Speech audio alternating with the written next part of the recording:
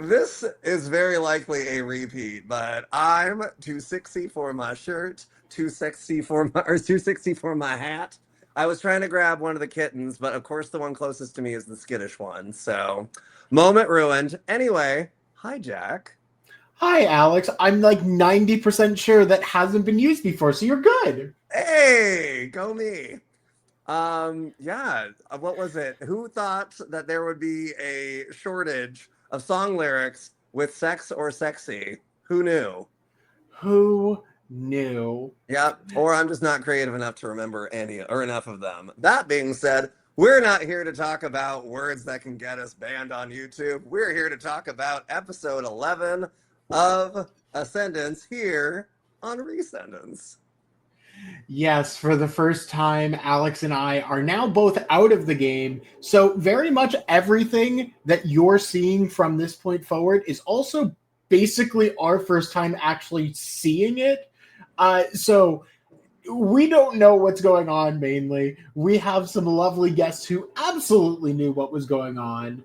But before we get into that, I say we go through just a couple of thank yous for people who allow us to do this in general. I was going to say, who give the wins in our sails so that we may chart these seas, one of which being our sister podcast, which you can check over at Lost at Sea on YouTube. I was like, go check the Gentlemen of the Descendants. Their podcast is lovely, informative, and also significantly shorter than ours. So Significantly by like two or three times. It's totally fine. They have a format. We ramble, but that's the fun of it. that's exactly. You can get what you want out of whichever show. Also, thank you to the team at Ascendance for all of the lovely graphics, specifically Matthew and Rachel. And also, thank you for just your blessing to do this. As much as I have attempted to kill Papa via sending him these videos to review, at this point, he's basically told me, no, I'm not reviewing it. Screw off. I'm not reviewing 2 hours of footage. And I don't blame him. I mean, the fact that he made it as long as he did just shows he has a very high threshold for pain that is impressive at this point. But we appreciate you trusting us to not spoil too much. But lastly, this is a very exciting one because we've been thanking them every week, and we actually get to thank them in person, or at least a huge member of their team, because they are sadly our eliminated player this week. So I don't know if we get a drum roll or anything like that, but this week saying goodbye in the Ascendance game. Am I jumping the gun? No, go for it. Okay. This week, what was it? Leaving the Ascendance house and joining us over in the Vovarosa house with Padre Mateo, EJ, and the likes of all the eliminated players, we have Lee joining us. Hello. So we were just doing our thank yous, and we get to thank you personally, as we would not be able to do Recendance without your blessing and without you allowing us to just be our kooky, silly selves. So we love you. We're happy to have you. We also have, if you haven't been following on social medias, we have the it couple of Ascendance Season 6, 120%. We have Lady Antoinette and Molly, also known as Antoinali. Welcome. I was both making their Recendance debuts. Welcome, ladies. Thank you for joining us. And thank you, Lee. Yes, and thank you to my favorite girls for being on my recap with me. It means so much. Thank you all for being here tonight. It genuinely means the world.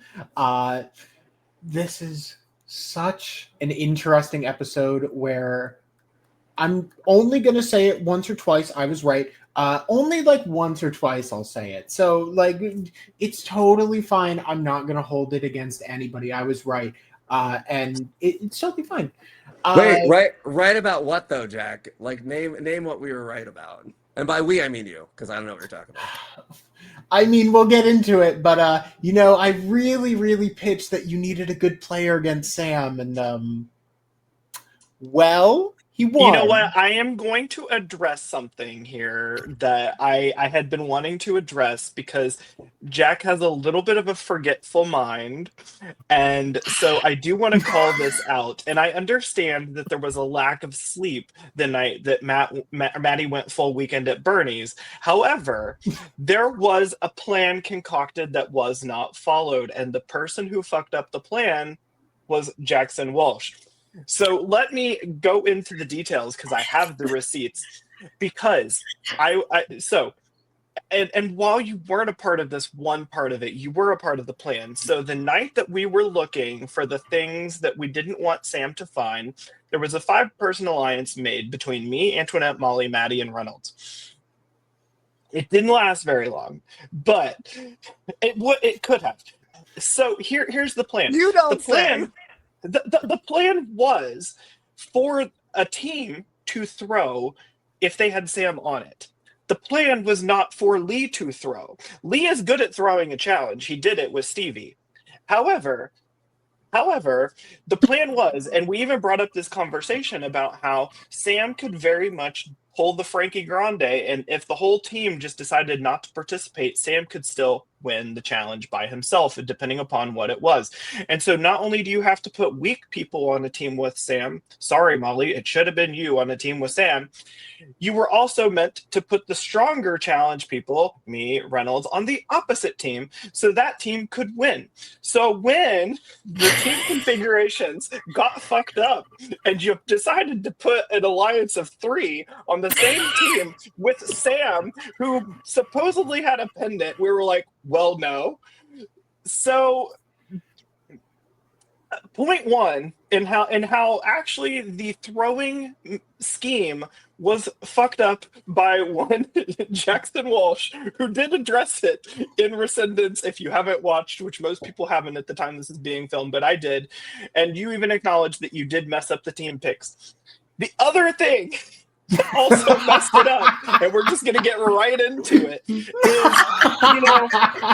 This is the most pointed intro to an episode of Recendance we have had, and I am here for it. Happy to be here. Just want to call it out while it's happening, because I think the other thing, and unfortunately, Jack, this points back to you again, is in the Ascendance house, we have breakfast, and sometimes when you have breakfast, like, your body just has to do things after you have breakfast, and so that's how we're bringing this up. Yeah, sure is. So, me being a classy gentleman and not wanting to just, well, the bathrooms downstairs were filth. Let's be clear. Someone broke the shower. It was all things. Right. It was all things. So oh my God, let it out, Lee. Let it out. I decided to take myself to the bathroom that was less visited. And I was thinking, oh, this is a place where no one's going to run into me. No one's going to know anything was happening.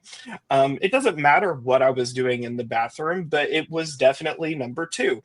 And so, as one does, because they want to make sure that everything is hygienic, because I am a hygienic person, I turned on the fan and opened up the window in the bathroom, because that's what people do. And what happens when I open the window to vent out the bathroom is I hear one Jackson Walsh talking to one Andrew Shefsick Moonves, as he's rightfully known in the Moonves, yes, ma'am, community, and they are both saying, Lee can't make it to the final day of this game. And I said, come again? And so I then took Jackson Walsh down to the pool where one Sam Obenchain was crashing out and crying. And I said, listen, Jack, Andrew told me that you want me to get out before the final day. Obviously, that was a lie. Andrew and I had never talked. Jack looked like he had seen a ghost.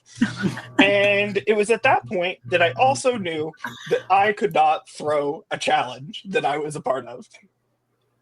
So, if you would like the dissertation, just skip back 10 minutes and you have heard it.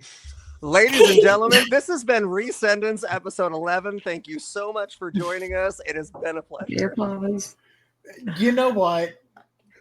I'm still Jack... going to pretend I'm right because I need it, but no, it was a bad time. It was a bad time. I'm going to go ahead and jump in momentarily just to say, number one, that's got to be our record for probably most upset someone has been about someone who didn't last as long as they did. And I am using the word upset very loosely. Lee is obviously not upset. The most passionate we've seen anyone towards someone they lasted longer than. Number 2, record for gaslighting for any episode of Ascendance in any capacity whatsoever. How dare you not follow through with their plan of putting the strong people on the opposite team, Jack? How dare you, sir? Absolutely dare. Shame. I don't even know what we're talking about anymore. I wasn't there, but it sounded fantastic, and it sounds like something I would have thoroughly enjoyed had I witnessed. Wow. Well, Jack, now that you've had a second to gather, how are you feeling about this situation that happened? That negatively impacted you more than anybody else, but we're not going to focus on that part at all, it seems. I think I'm just gonna go. No, I mean, This is the best start to any episode we've ever had. Sorry, go ahead, Jack. I'm not gonna say overall I played that round right. I will say I said one thing and it ended up being right, but I bungled that round in multiple ways. So that's how I'll leave it. Well, see, and here, out of everyone present, you still didn't place the worst out of everybody. So clearly, you were doing something right. So that's what I would focus on if I were you. But I'm also mildly, if not borderline, an egomaniac. So we are where we are.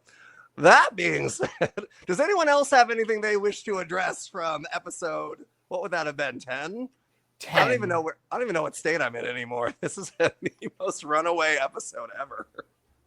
And we're only 11 minutes in. Lee, I'm obsessed with you. I can't even put that into words. Okay.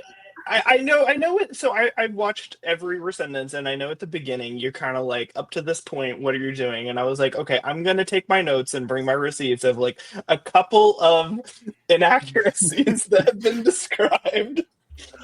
Oh, these were inaccuracies. I'm sitting here like I live for Lee going off. I don't know what the motivation is. He obviously plays better than Jack anyway, but that makes more sense now. I'm sorry, I'm slow.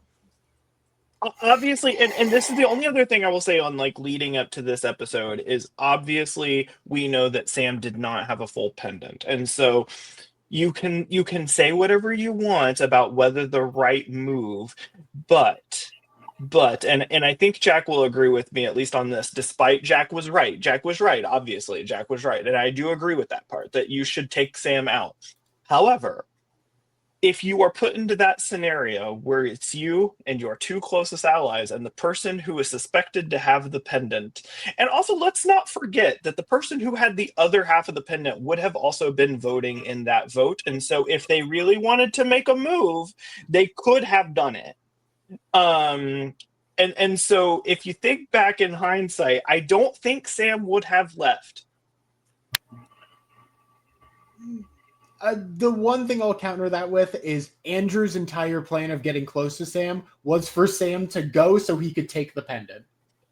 Yeah, I don't know that he would have gotten it that fast though. And I do think that if it is the three of us, if it is Sam and it is Andrew, and that is the 5 people voting in that vote, or yeah, 5 people voting in that vote are Sam, Andrew, me, Reynolds, and Antoinette. I think if you have Andrew who is close to Antoinette, you have Andrew who thinks Reynolds is a snack, and you have Andrew who is seemingly like less connected to me alliance wise. If Sam comes up with a great idea, like does Andrew be like, hey Sam, I have the other side of the pendant and I can save you. So there's a lot of woulda, coulda, shoulda there. But the point being is if you are in that scenario, I don't know a lot of people that would be there with their closest allies, with the person suspected of having a pendant, and be like, I'm willing to throw the challenge. So, question. Yeah. Just curious, because when you say with your closest ally, are you saying that you were Jack's closest ally, or no? Oh, okay. No. No, politely, that was not the case. It's the no That's for me. That's why I'm like, I'm living for the story, but I'm also that person where I'm like, it sounds like Jack made a move that was potentially going to benefit Jack, which... So, so the team was me, Sam, Reynolds, and Reynolds Antoinette. and Antoinette. Yeah. And so at that point, it's either you get a clean vote on Sam, assuming he has nothing, or one of you gets pendented out of the game. Yeah. But if Jack wasn't, if none of you were Jack's closest ally, how does that negatively impact Jack as opposed to negatively impacting you? It negatively impacts Jack because in doing so, it makes those people not want to throw the challenge that has Sam on it. So Yeah. I see both of your logic. I think here's more so the bigger logic. I think if any other person is on the team that in like say one of Antoinette, Reynolds, or I are not on that team, I think we throw. Yeah. Because you have a different option to panic onto. We have a different option Yes. to panic on, but the other thing is that I don't think that there's any configuration of 3 people, like unless you were to put like I don't know, Maddie, Molly, and someone else with Sam. I think that it was not rocket science to figure out that me, Antoinette, and Reynolds were close at this point. We were on a lot of teams together. We were picking a lot of each other. And so therefore, like if you're Sam, you know you're cooked if your team loses. And so if you have like Maddie there, you can gaslight the fuck out of Sam into thinking Maddie's the vote and he'll vote. I mean, we did it once, you know? And so you... To whom, Lee? To whom? To Sam, to make him think that Maddie was the vote. But I think that there's ways that you can make it more clean, you know, and at that point, I think Sam really did want Maddie out of the game more than just about anyone else. And so in doing so, you're less afraid to throw something there. That's all I'll say on the matter, but I think that like if you're to put yourself in the shoes of the people present on that team, it is way more nuanced than just like let's throw the challenge. Like when we were on the team with Stevie and everyone's like, is Lee throwing? Probably not, but maybe. And I was like, yeah, I was throwing. Like I talked to Alex out of like good math answers, and my job is math. So no, you didn't talk me out of it. You just steamrolled, and everyone's like, "We're not doing exactly. Yeah, that was I wasn't talked out of dick, but brilliantly done nonetheless. But I think that was the thing. It was like I know that there were points made or whatever and it wasn't just here, but on the other podcast as well. It's like no one's really throwing. It's like, well, that was a very clear throw. Like I was never afraid to throw a challenge. I just needed the right configuration. Was the team that was voting Stevie out, I didn't care if any of y'all left. Like I was like, it was fine. Stevie wasn't going to vote me out, so I didn't care what happened, but I was going to try and get him out anyway. I was going to say this is over. I was going to say I doubt that. I say that with love. I'm like, I hope it's not over. That also being said, ouch, I was part of the team that voted Stevie out. Right? Me too. Lee was one of my closest allies, so that's fine. That's fine. All right. But he didn't care about us, it seems. That's okay. You know, no hurt feelings. I cared, but I do think that there is like a point where you have to also cut your losses. I think I think it's good that you bring that up, and like the first Jack vote out is probably the best example of that. It's like I was not someone that wanted to vote out Jack, but Jack and I were not close enough that I was going to stick my neck out and piss Maddie off, who I felt was like going to be a very vindictive player in the game if I did cast a vote against him. And so I think the whole game, especially this game, you see this with every player in the game. And this is not even about me, and that's why I'm kind of glad that we can make this transition, is so many players, their downfalls or their moving forward is all about the battles they choose in this game. And if you choose, like, Molly is a really good example of like Molly really doesn't go to battle until you like step on her tail. And then when you step on her, she's going to go to battle, but like the battle then is justified because you aim at her. But then you have some people that want to go to battle for like no fucking reason. And those people, those are the ones that like you oftentimes saw crash out. The pre-jury, I think one of the things that really delineated the pre-jury before coming into this is you can almost like, and I'm not saying people in the jury didn't do things wrong too, because they did, but almost everyone in the pre-jury, you can see like a point where like the game shambled for them. And like something they did, like they picked the wrong battle. Like I think the only person who is immune from that criticism is Queen Rose. But I think that there are a lot of points in this game where you can say this person picked the wrong battle, whether it's like an internal conflict, whether it's like an interpersonal conflict. And I'm not here to like diagnose every single one of them, but like it's all about like Feel free. when do you make the choice to strike, or when do you make the choice to make something your business? Because the people who oftentimes glided through in this season were the people who either chose to mind their own business or looked like they were minding their own business. Yeah. I mean, I crashed out both times. Let's not lie.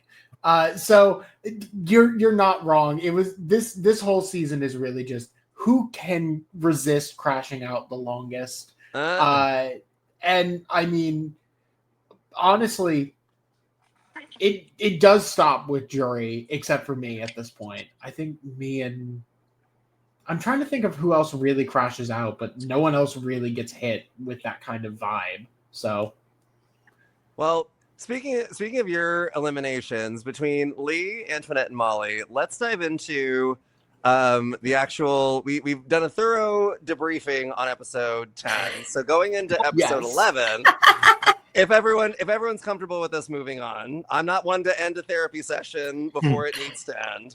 But in the interest of time, we do see the reaction to, or we have Jack leaving for a second time, Legend King, icon. So moving into the next round, Antoinette, Molly, Lee, feel free to chime in.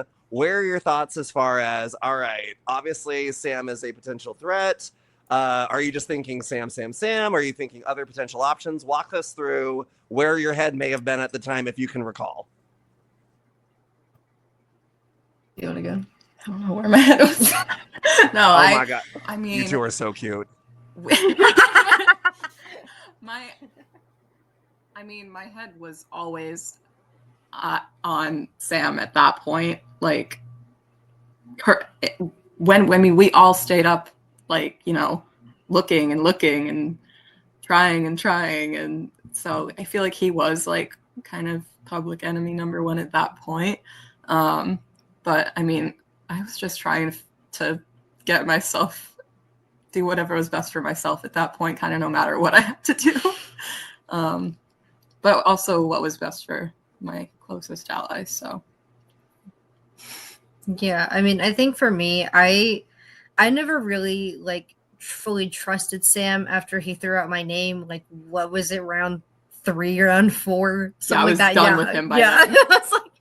I was like, I never like fully trusted him, and I think there's parts in the show that they show where like I think there's this one part where we're doing the challenge. I think it's Revenge of the Fallen, where like I have struggles with colors sometimes.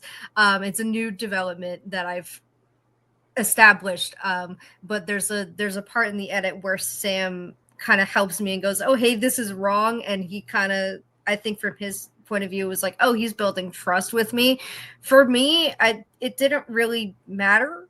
I didn't really have that relationship with him anymore, and I didn't really have like any reason to be aligned with him, because I had other allies, and I felt like I had an okay spot in the game at that point where I just didn't need to work with Sam, and I didn't really want to, because like once you throw out my name, like what's stopping you from doing it again? And that was kind of my thought process at this point.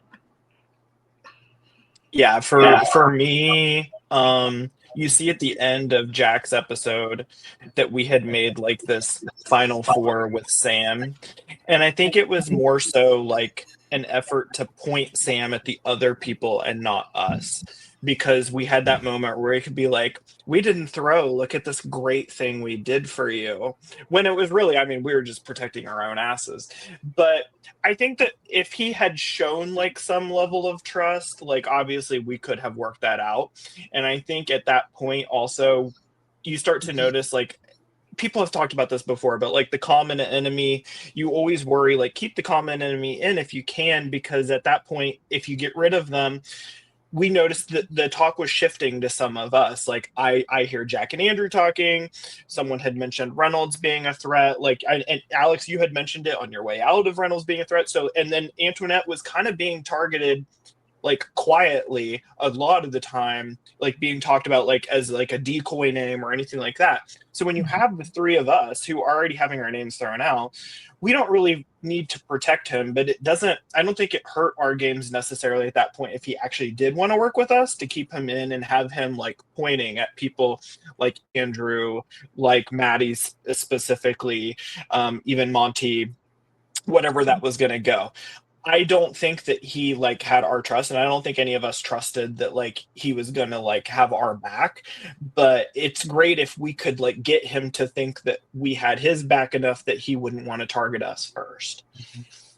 And just to add on to that, I think with the nature of Ascendance, I think going through the game with like, if you can have somebody trust you for one round, or even not even trust you, but like have somebody for one round where it's like they're not throwing your name out, or like it's like you can make it one more day type deal. And I think the nature of Ascendance is so hard because the teams change every single round that it's like you have to have some level of trust all over the place, because it's not like you can't rely on like a specific like number of people. You have to like kind of be like, hey, like I'll scratch your back, you scratch mine, like type deal. And I think that's kind of where I think we were coming from with trying to, like we said, like it's so Sam could possibly like target other people and not us, especially because we were a strong three.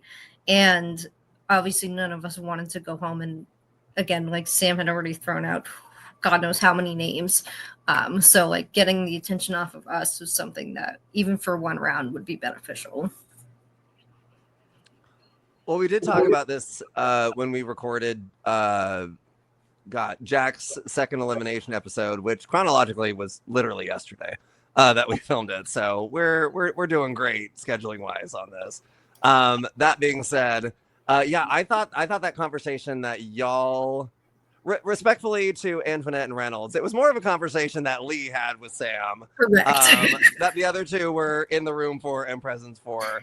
At the time, Lee, did you feel that conversation was going well? Did you? Because when I was watching the episode, I felt like Sam. I don't know that Sam is buying exactly what is being offered. I don't know that he's buying it on sale. I don't know that he's buying one getting one free. I wasn't entirely confident on it. But if it's not a spoiler, if it's something you can remember, is that something that you felt that he was on board for? I don't remember him like, I mean, he was asking a lot of questions as anyone should when they're in that position, but I think we at least had something concrete to give him, and it was information. We were like, these are the people that were really banking on us throwing the challenge. They're not here to defend themselves, which is incredibly convenient for the argument we're trying to pitch to you right now. Also it was not really pitched as something as like you need to trust us, but like maybe we can start building trust. Right. I think what really fucks it up, though, and this is kind of a spoiler for what we'll talk about in just a moment, is it was something really banking on the idea that we were about to start an individual format and not continue in the team format. Right. And I think that this could be a different conversation had the final 8 rounds started as an individual format, because Sam needed allies and couldn't hide. No, and I thought you're even in that episode, and obviously we'll get into it, like you said, this episode, the way your brain works, like obviously my heart when I got a Lee vote the round that I went hurt, but I also just like, I can't be mad at someone playing the game and playing it very well, which you did. And something that Antoinette said earlier that I want to say now, because I feel like I'll forget it, and then the second we stop recording, I'll feel bad about it. That whole situation when Sam brought up your name, I feel like the fact that you were still in the game for so long with someone who had thrown out your name and you kept your composure in a way, that's something that I as a human being struggle with. The idea where it's like, hey, I have to keep looking at this person who, for whatever reason, is still here, despite the fact that they've thrown my name out. There is something to be said for, at the very least, making visual peace with someone who has done that. And that is something that just outside looking in and watching it, I'm like, you know, it's definitely something to be commended. So I wanted to make sure that got said before I completely forgot to give you props where props are deserved. Thank you. Of course. That being said, I feel like we keep falling back into episode 11.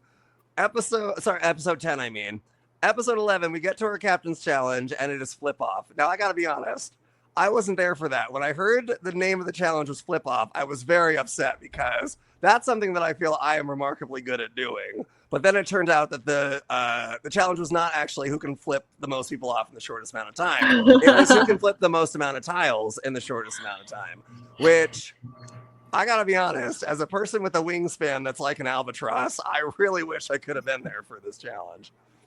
But yeah, this was yours to lose, honestly. Yeah. although He I would will, have probably excelled. I will say, because there's a lot of comment on Andrew, who does do very well in this challenge, having quite the wingspan as well, doing well. But we also see, as much as this is a being tall or having long arms is helpful, I think the unsung hero in this kind of challenge is just stamina. Just being able to keep going, because Sam, bless him, is not 6'3" like I am. I think Andrew's 6'4", maybe 6'5". Andrew, Something around there. Yeah, Andrew's the only cast member that's taller than me, and Sam ends up getting the win on this one. That being said, Antoinette, you bring it up. Tallest member of the cast, not so much the tallest member in the cast. When you saw that exchange, was your thought, you know, now seems like a brilliant time to throw a challenge, or was it what was the thought process? I think for me, it was kind of like, did I think I could win? No, but I was kind of like, you know what, maybe it'll be easier because I can crawl on the ground and I'm close to the ground, but that was not the case at all. And maybe not even halfway through what was it, like a minute round or whatever, I not even halfway through, I was like, this is not my challenge. I was like, I can't crawl on my knees, this hurts. It was just not it. As far as throwing a challenge, I feel like that wasn't really my mindset at the time, because I had also, like, I'd won the one captain challenge however many rounds prior, obviously with Lee Reynolds. But I don't think throwing it was ever really on my mind. I think it was just like, I'm not great at challenges, so it might look like I'm throwing, but I'm not. But I think it's a very hard hand with Andrew. Yeah, I don't think it looked like you threw it at all. It just looked like, you know, you've either got it, you're in there and you're flipping those things. To me, if anyone threw it, I couldn't have told, or I couldn't say with confidence that they're obviously throwing. But and I think to your point of, like, the challenge really is a stamina challenge. Because it's so hard to, like, because it's not even like you're like flipping things over like while you're standing up, like you're either on your knees or you're like half like hunched over, like just trying to do this. And then it's hard to say, but it's like even like gripping or like trying to grab the tile, sometimes you would try to grab it and you wouldn't be able to pick it up right away, and it's like it's just like added layers of like this seemingly like simple challenge. Yeah. I also got yelled at during this challenge because one of the things that I did was I grouped up a bunch of them, slid them all the way to the end of the wall, and tried to turn them all over simultaneously, which apparently you weren't allowed to do. What did they tell you that when they explained the challenge? Because if they didn't tell you that, they can't be mad. So, in fairness, I don't think I was listening to the rules of the challenge, because there was a lot of talking going on in the kitchen during this time. Maddie alluded to it, like, when I asked him to throw the challenge to me. And the main reason, like, when I went to him is the stamina thing. Maddie did not have the stamina to do like 3 rounds of this challenge. So if the objective was to beat Sam, you need to send the best energy into the game. So while that was correct, I also just wanted Maddie out of the game. So I didn't like, I wanted another target like available. So I was hoping like, oh, if I can talk Maddie into throwing it to me, there's another option available to vote.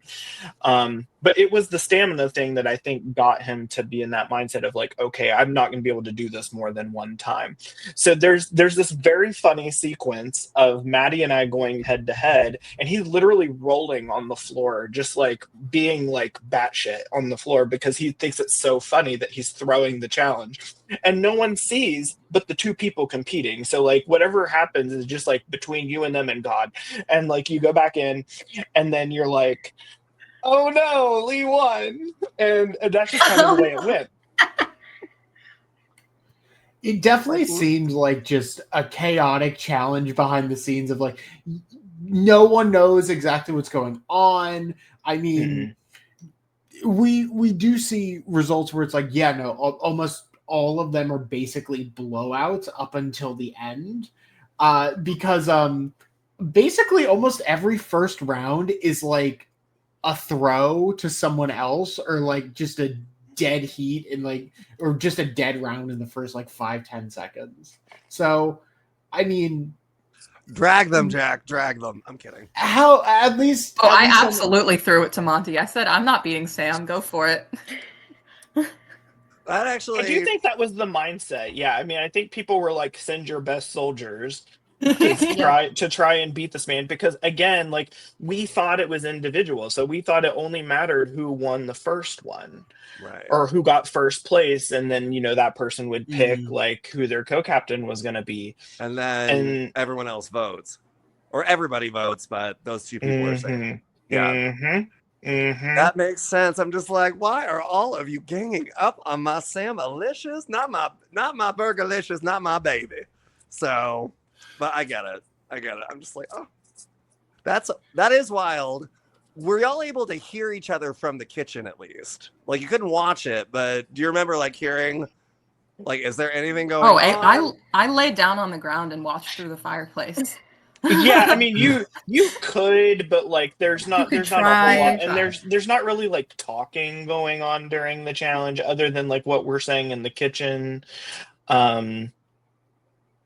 I remember we all thought it was individual, and so I think I talked to 3 people that morning that I was like, if I win the first captain, I'll give you the co-captain.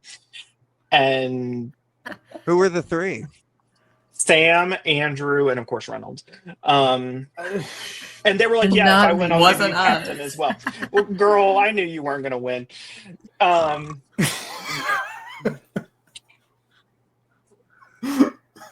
Cold-blooded. Lee's just full on machine gunning at this point. No one is safe.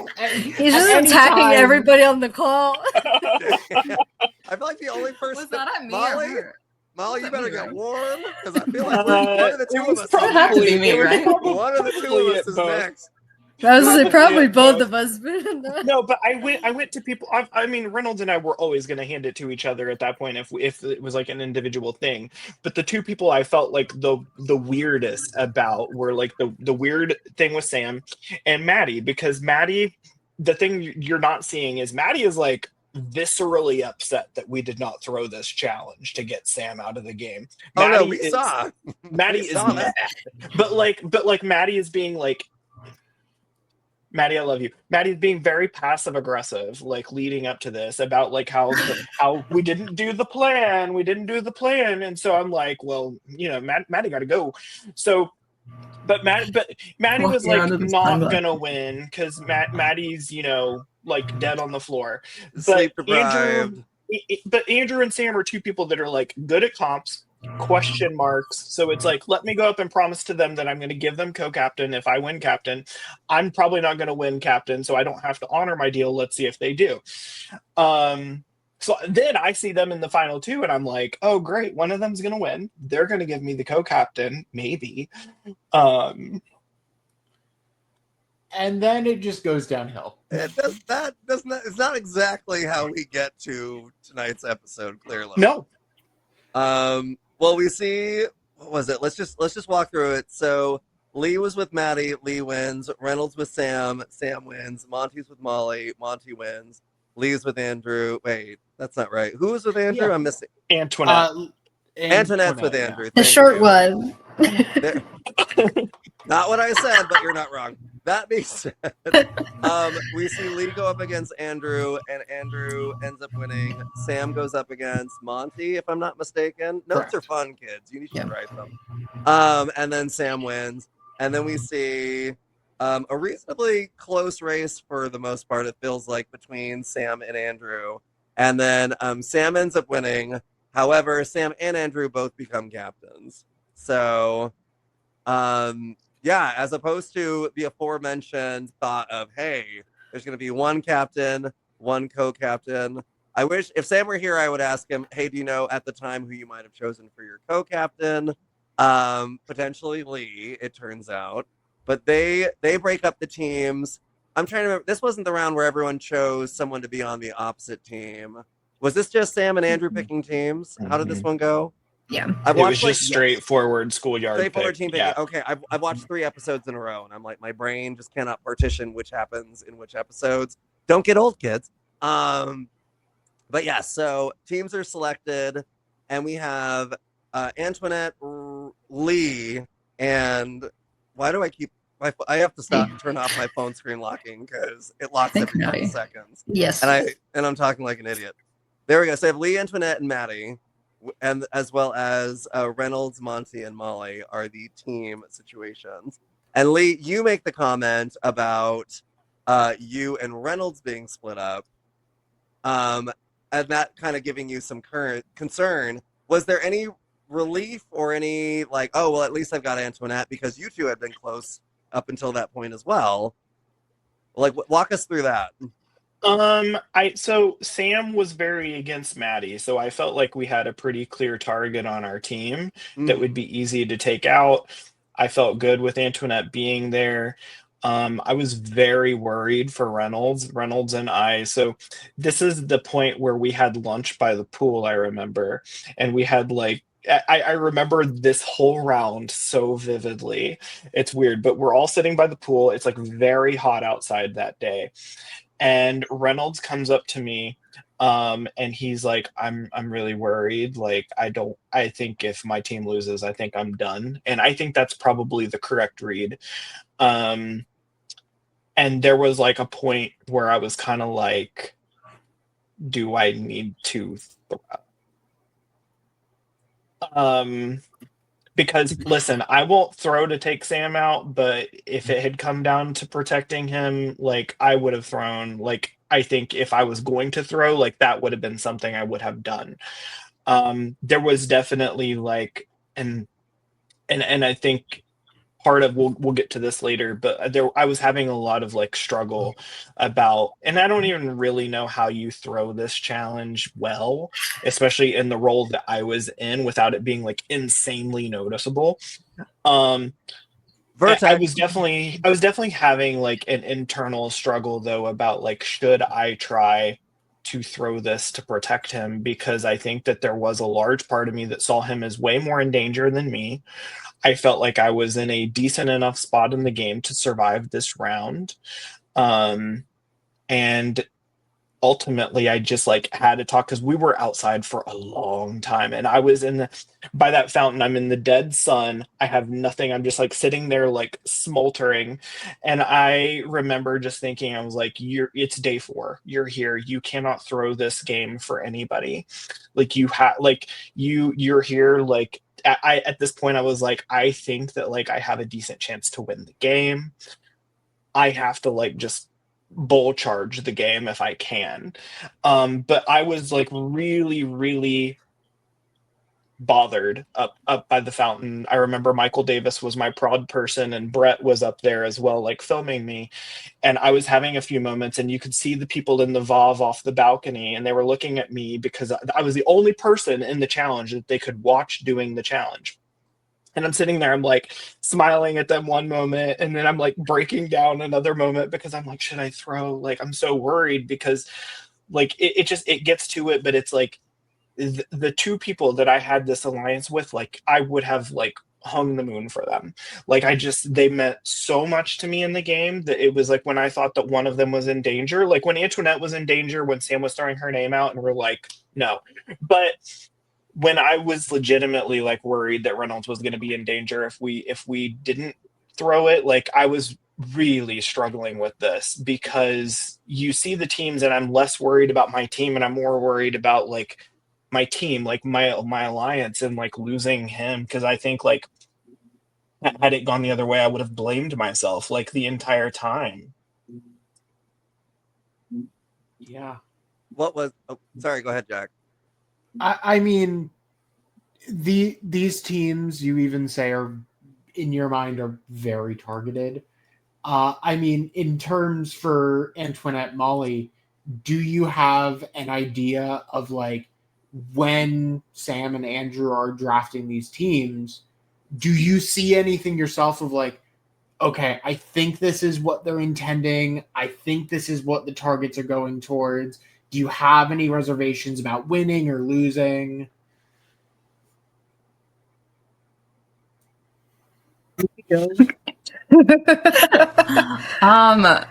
I mean, I was always nervous, let's be real. I was probably too nervous at that point. But I was thinking that Reynolds probably was the target on the team that was made for my team, just because he had been such a hot topic and whatnot, and got a little shout out from Alex on when Alex left.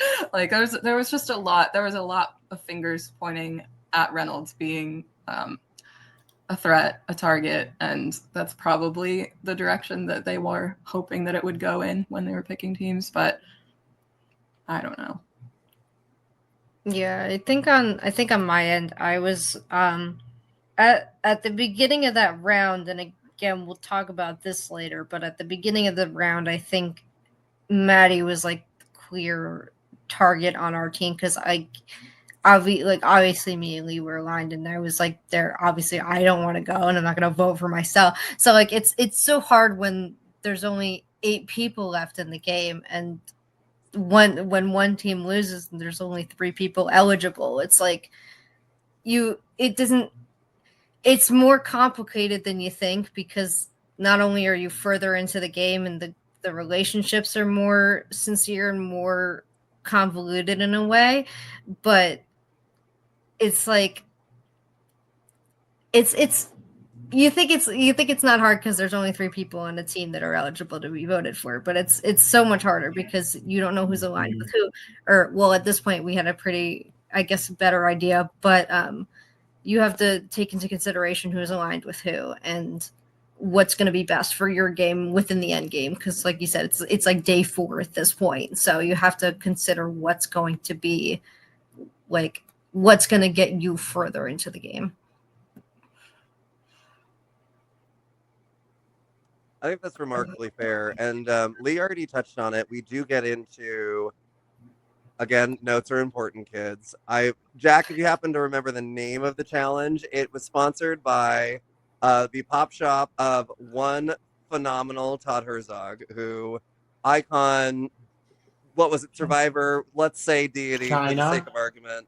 Yes. No, winner of Survivor China, such an amazing competition. And I was, in addition to the flipping one, I might not have been great at this one at all, but it was still really cool to see it.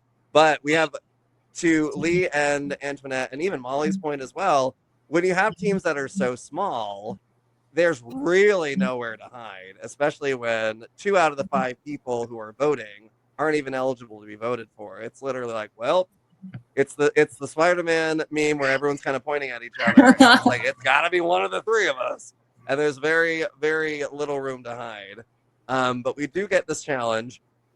And what was it? Leah brought up something about it. You mentioned the vote out Villa Bovarosa.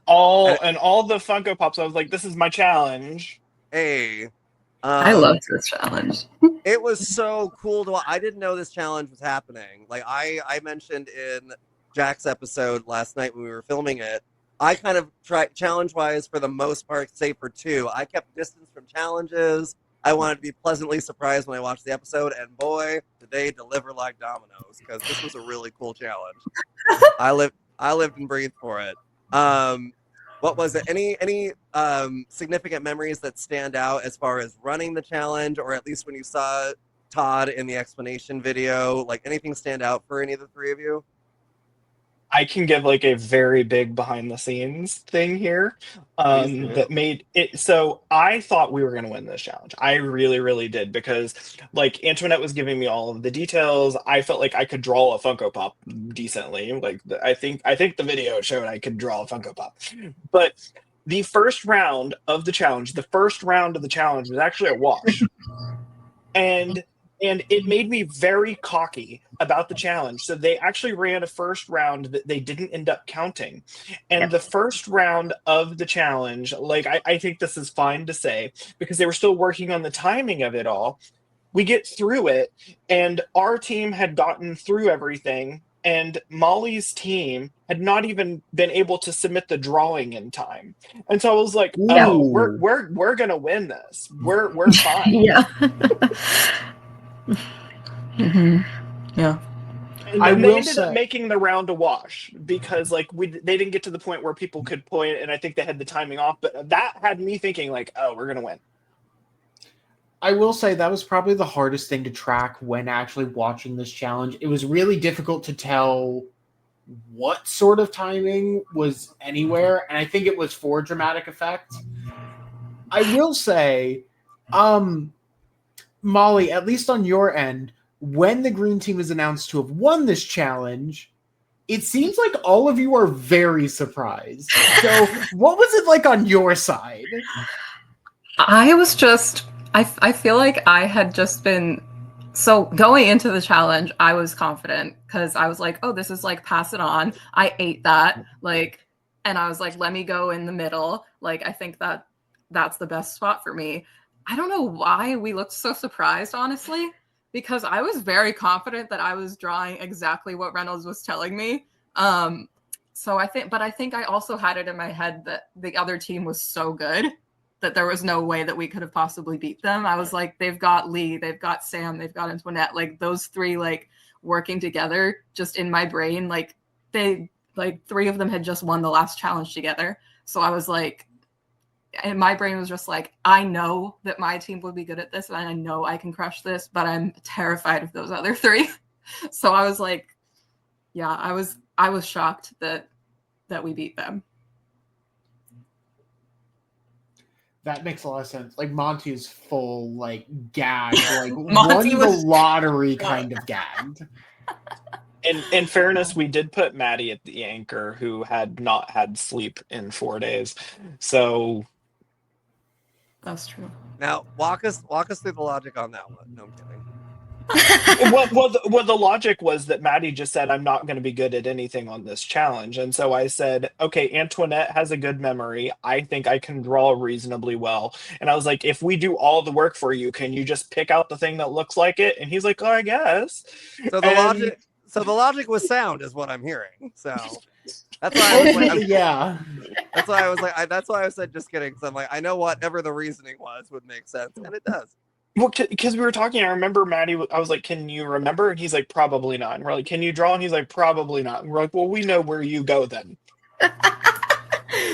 You're sitting Oh there yeah, going, it was "We Maddie, voted not out Sam. Why was I afraid of Maddie? Why was I afraid of Weekend at Bernie's Maddie? Damn. Y'all this weekend at Bernie's drag.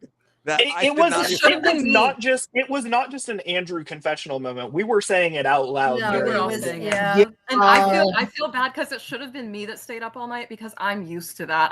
I stay up all night all the time. Well, that sounds kind of fucked up, but I do. Like I have wicked bad insomnia. I'm used to staying awake all night. It should have been me, not Maddie, because I would have been fine the next day. It really should have been me. So can we get the insider exclusive on why it wasn't you? I didn't even think. I think Maddie just said, I'm gonna stay up all night. And Yeah. And you were like, with bet. him at that time. Yeah. Like I like hindsight, it should have been me, but at the moment I like wasn't even thinking. You were like, none of- thanks, sis. Just like, all right, go for it. we stayed up reasonably long, and Sam was in bed the whole time, and I think we were up just like until, like at least 4.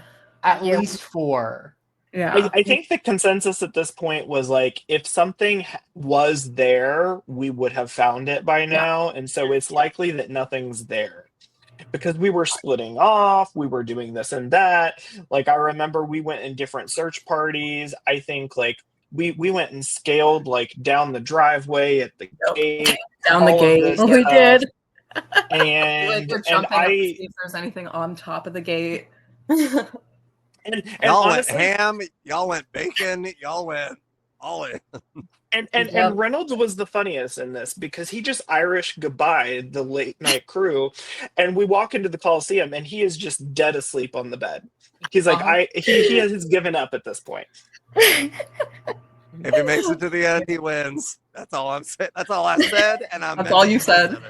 That's all I said, and I meant it when I said it. I mean, honestly, I think it was mainly because Maddie was just like genuinely the most pissed off to where like, no, I'm gonna make sure that Sam doesn't get anything here. Like, I'm gonna stay up, make sure this doesn't happen, and then from there it just kind of spirals. Well, I love the idea that it was probably like the only thing Sam is gonna get tonight is sleep, and who knew that sleep was gonna be so valuable the next day? Who knew? That being said, we see the challenge go through. It winds up being the trio of Monty, Molly, and I swear to God, Reynolds. I'm printing out my notes next time. The guy who's going to win if he makes it to the end. Pretty boy.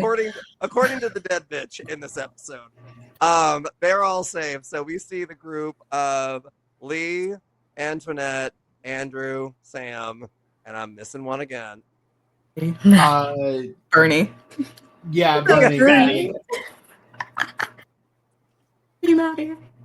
Why is everyone so memorable until I'm on camera? Anyway, yes, we love you, Maddie. Don't hate me. So y'all are going into the voting situation, and it feels like Maddie is quite vulnerable because of, just everything. Lee's name comes out relatively quickly. Can y'all kind of walk us through that tapestry of everything that just goes on, or get us started on that? Well, I think the first scene you see is actually between me and Maddie. And we're talking through it, and I tell him like I'm down to vote Antoinette because I just don't want him to throw my name out. I was never, will never, and would have never considered voting Antoinette. Never would have happened. Never, ever, ever would have happened. And I just want that to be like so clear because I was fine if he voted Antoinette, but I was never going to vote Antoinette. And I just wanted to make sure because I was like, as long as he's pitching that name, then my name's not going to get pitched, and that's fine. And I think Andrew is not going to jump on an Antoinette vote. Will they jump on a me vote? Well, clearly they did, but spoiler. But I think the whole point in that is it's like my game up to this point is just make sure there's no one pitching my name. That is the game.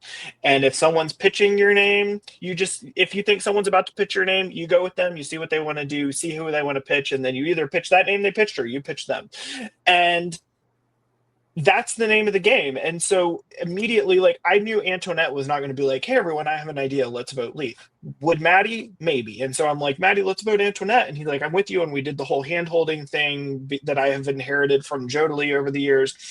And it's just like, you take their hand and you're like, let me calm you down by taking your hand when I'm actually like trying to slice you. And I think that like, there was just this idea of it.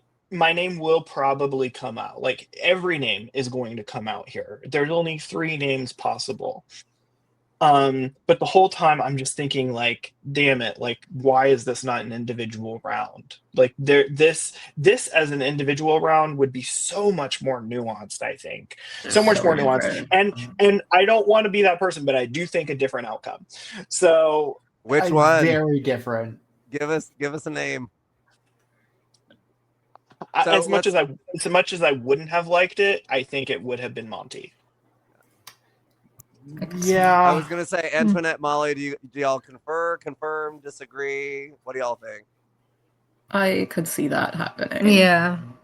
I could see see it. Yeah, I think at that point, I think what you end up seeing happening is like, I was never going to, and I know that this is jumping ahead a little bit, but like the alliance that I knew about, I think it's important to give some context that early in the morning, Monty takes me aside. Monty and I had a very close relationship. Oh my God, that is the cutest fucking kitten I've Sorry. ever seen. I'm so sorry.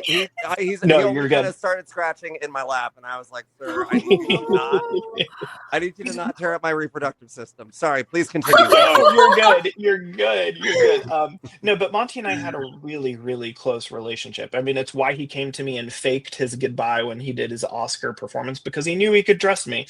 And so he told me, he said, I don't want you to freak out, but like there was an alliance of four made between me, Molly, Antoinette, and Andrew. And he's like, and I don't want you to worry about it because we're going to have your back. And I'm like, cool, that's fine. I don't even have to like get taken down if this gets exposed. However, if this was an individual round and people are like throwing out me or Reynolds or whatever like that, was I going to throw it out and let Monty go under the bus for it? And were people probably going to vote him out for being the leaky faucet? Yeah. And that would have been fine. And I love Monty. I love you, Monty. And I'm so glad that that didn't happen.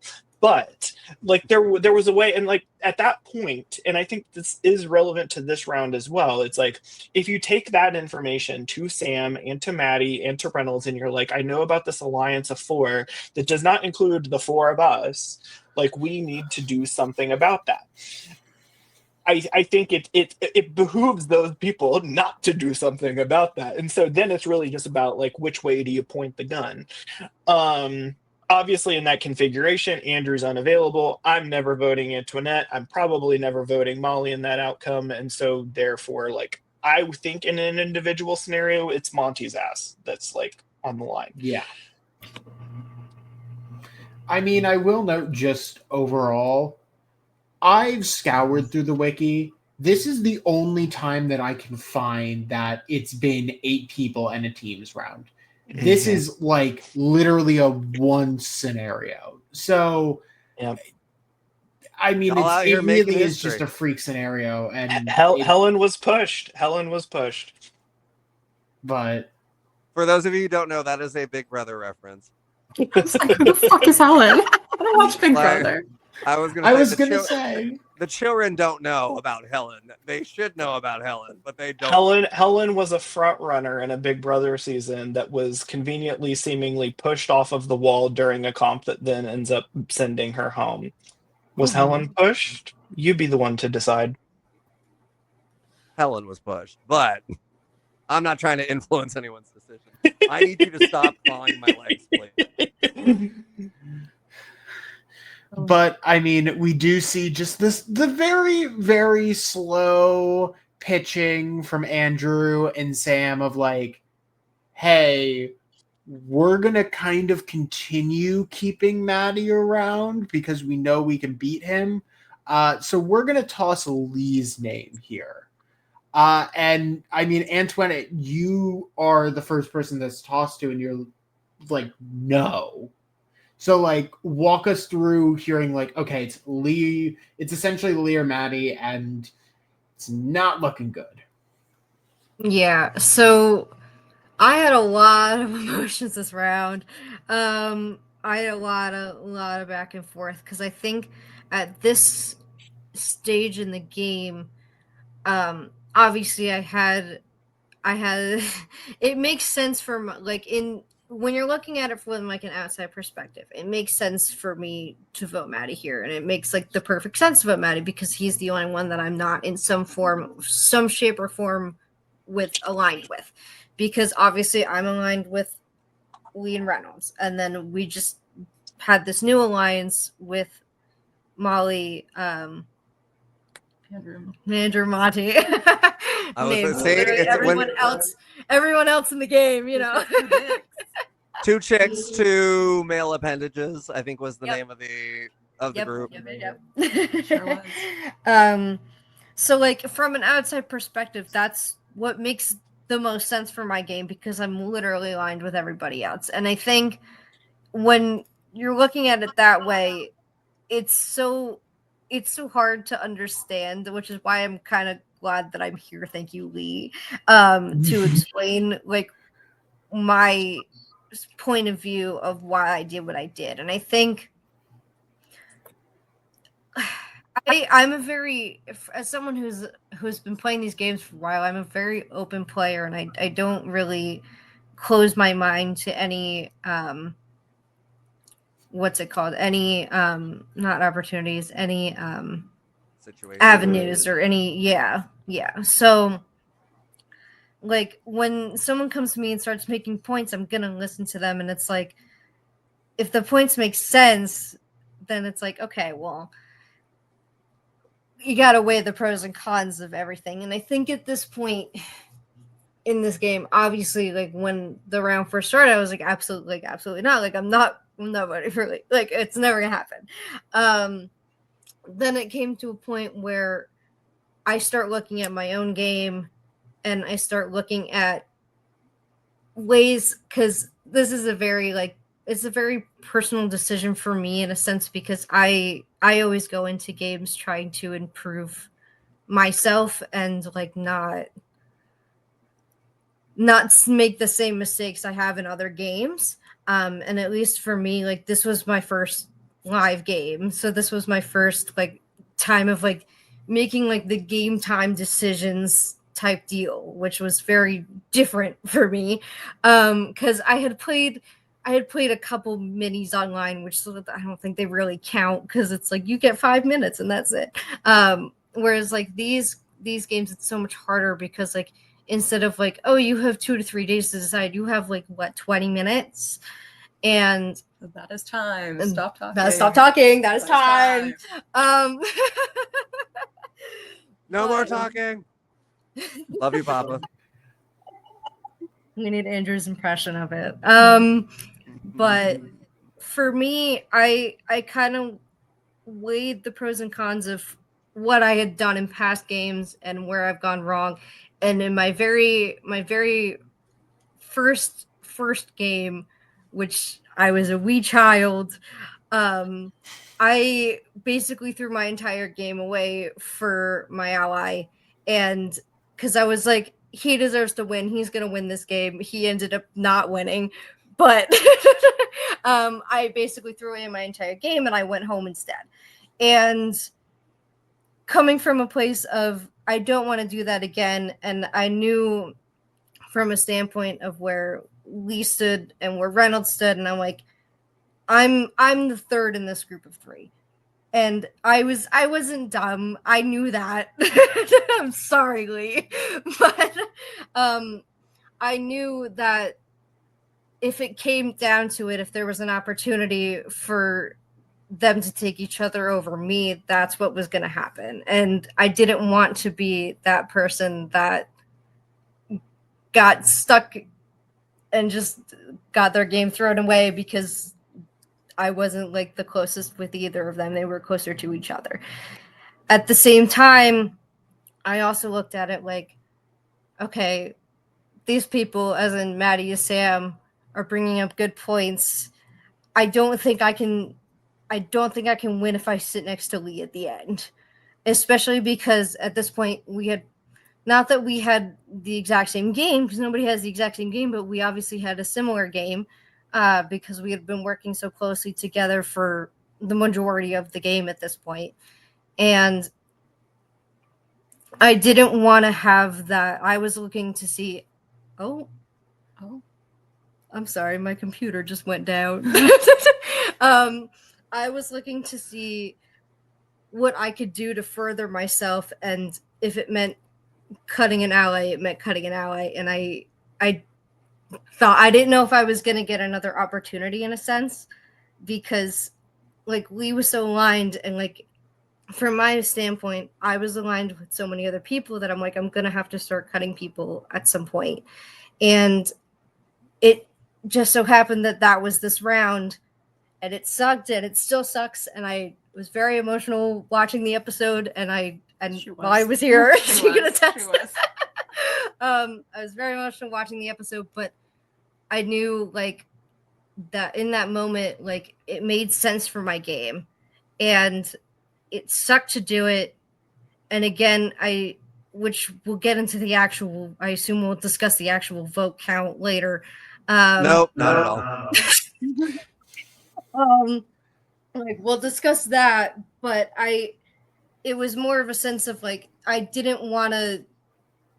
No, I didn't want to vote Lee, but I also wasn't afraid of letting him go. I want to give so much credit to her for this round too, because one of the things that I think that the edit does not show here, but it's also, I think, in a way because it would spoil what was going to happen. Like the edit, they want to leave you in a little bit of suspense of what's going to happen. Andrew alludes to me this earlier, and he's like, I'm down to keep you, but it's up to Antoinette.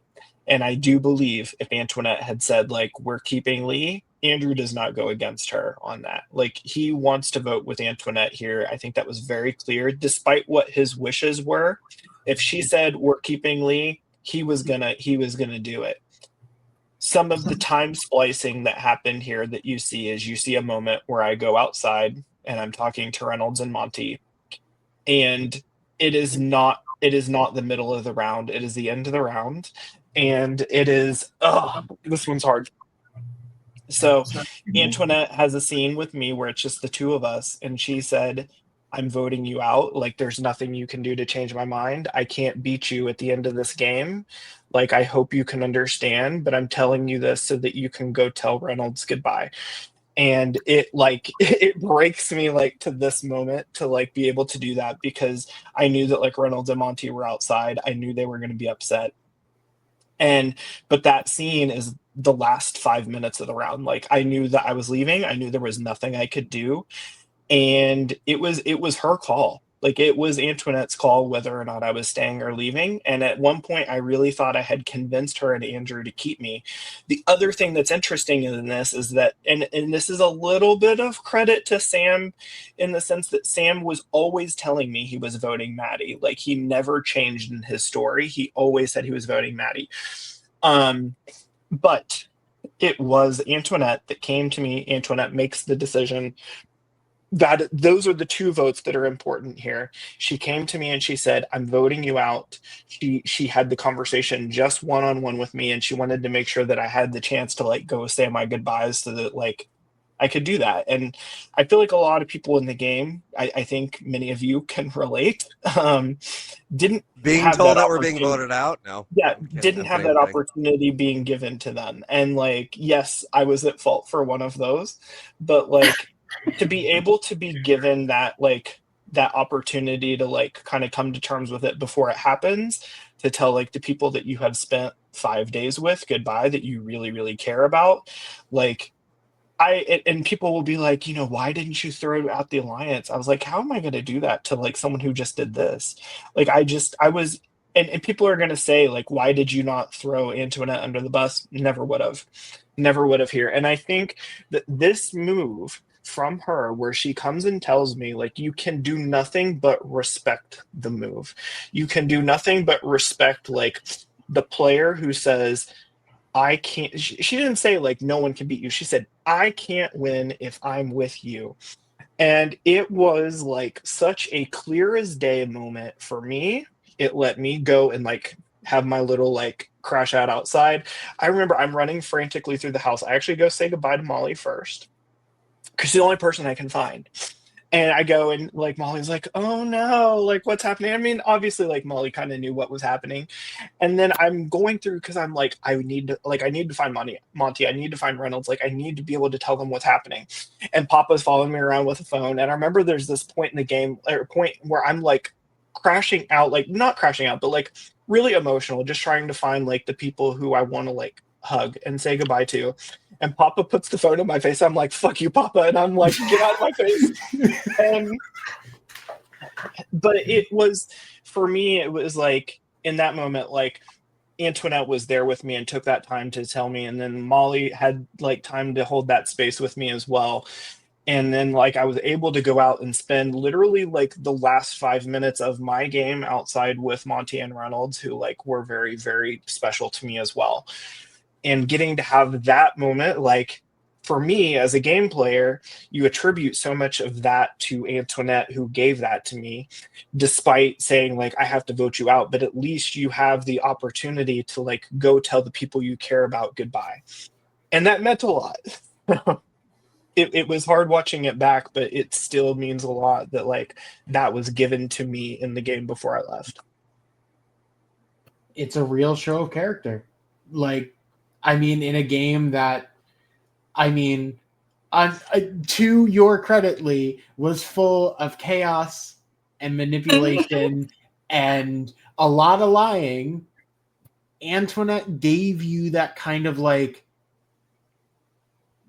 I'm sorry, it's over, but let's at least enjoy it. But let's also not take away the fact that she called the shot on the baller That move. too. Like, she said, like, I'm making the hard move. I am going to be the one that makes this decision, and it's going to be to take you the fuck out of this game so that I have a better chance. And I think that, like, you're able to balance that and have that human moment still with your ally, that they don't leave the game being like, fuck you, Antoinette. And I think that that is a special kind of skill. Like, a lot of people cannot do that. And I think that, like, while the episode and the edit really couldn't give her a lot of credit for a lot of reasons, I think, again, like, leaving the suspense in the moment, if anyone wants to know whose credit is it that Lee got taken out of this game, I will always say it was hers. Yeah. That's my girl. it was a decision for me to tell you because I obviously, I know like everybody like in that moment would want the courtesy to know, and I respect you so much just in general, but I respected you so much in the game that I was like, I can't do this to him because you were like one of my closest allies for the longest portion of the game. And that's ultimately why I made the decision, because I knew that I was like, I can't just, because I didn't want you to, like, I obviously didn't want you to hate me, but I also was like, I can't just do that to him because that's just mean. And I was like, that's not the type of person that I am. That's not the type of player that I am. Like, obviously, like in these games, like you lie when you have to lie and you do what you have to do. But there also comes a time where you have to realize, like, especially in live games, because you're in person, it's so much harder that you're seeing these people face to face, and it's like, I know so many times in games where I've wanted the courtesy of somebody to just be like, hey, it's you. And you really don't get that a lot, if ever. So it was a big decision for me specifically. And again, like, I respect Lee, I respect the hell out of you. Like, you know that. But I love you to death. And I physically couldn't do that to you, and I was like, I need to do this. Like, yeah. It was a really cool like way to end it while it was like devastating. The other thing that's kind of funny is when I go out to tell the other two goodbye, part of the reason why I think Monty is so devastated and why they are emotional, obviously, like, Reynolds was losing his number one, like that's not a mystery. But they had kind of like come to the conclusion that maybe I had thrown to protect them, because they had maybe both mentioned to me that they thought that they were in danger, as I had said before. And when they had thought that I had maybe thrown for them, I didn't really correct them. So I was just like trying to like garner like the sympathy. So like when Monty says I'm devastated, I think part of it was he truly believed. Obviously, they knew like very quickly after the game, like, I did not throw this for you, but I did, and I never said I did throw it. I just was like, oh, and I was emotional. Like, that wasn't fake. Yeah. But like, if they thought that I threw for them, I was gonna let them continue to be emotional with me, because it was a great, sweet moment with my friends, and that was fine, and they thought they really, like, I left the game with them thinking I was this noble hero that like wanted them to stay in the game, and that was fine. Wait, are you saying that you weren't? I'm It's sorry. not like you Here's say the thing. something. Here's the thing. I think, and this is a big conversation. I think that like when someone is a threat, or when someone is analytical, or when someone is strategic, they oftentimes get like synonymous with villain. And I think sometimes though, like when you have front runner or like the clear person to win, like I never saw myself as the clear person to win, but a lot of people were saying it like leading up on that day. And so I think sometimes that gets taken as like the hero. Like I don't think I had a bad edit by any means. Like I think I had a pretty fantastic edit in the game. So I don't think I was a hero. I think I was more like anti-hero than anything else. But like I don't think that like I was gonna get sent off with like the music Suri gets every time she gets voted out of the game. But I also like wasn't gonna be a 0 vote finalist at the end of the game. So there's like this happy in between. And I think that it's like I never see myself as a hero because I have never like been treated like one. You know, it's like I've played a lot of games online. I've made it to a lot of games, and I've lost a lot of things at the end because of, you know, how I handled the game.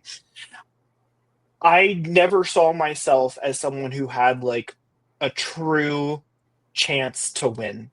I saw myself as someone who like was trying to like call some shots and like have some allies and play some fun games and win some challenges.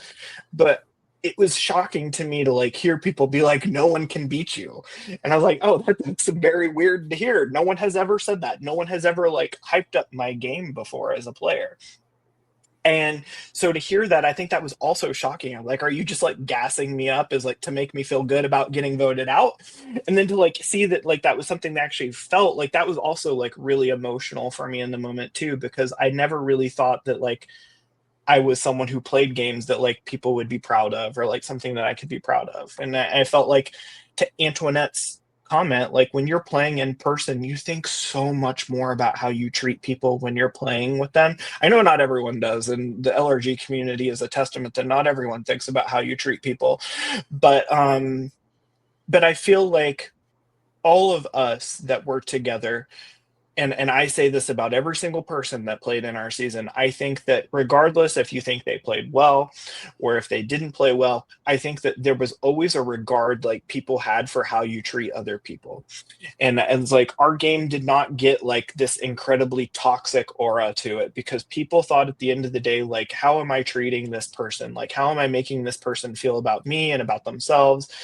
And like that speaks to the caliber and the quality of human beings that were on our cast.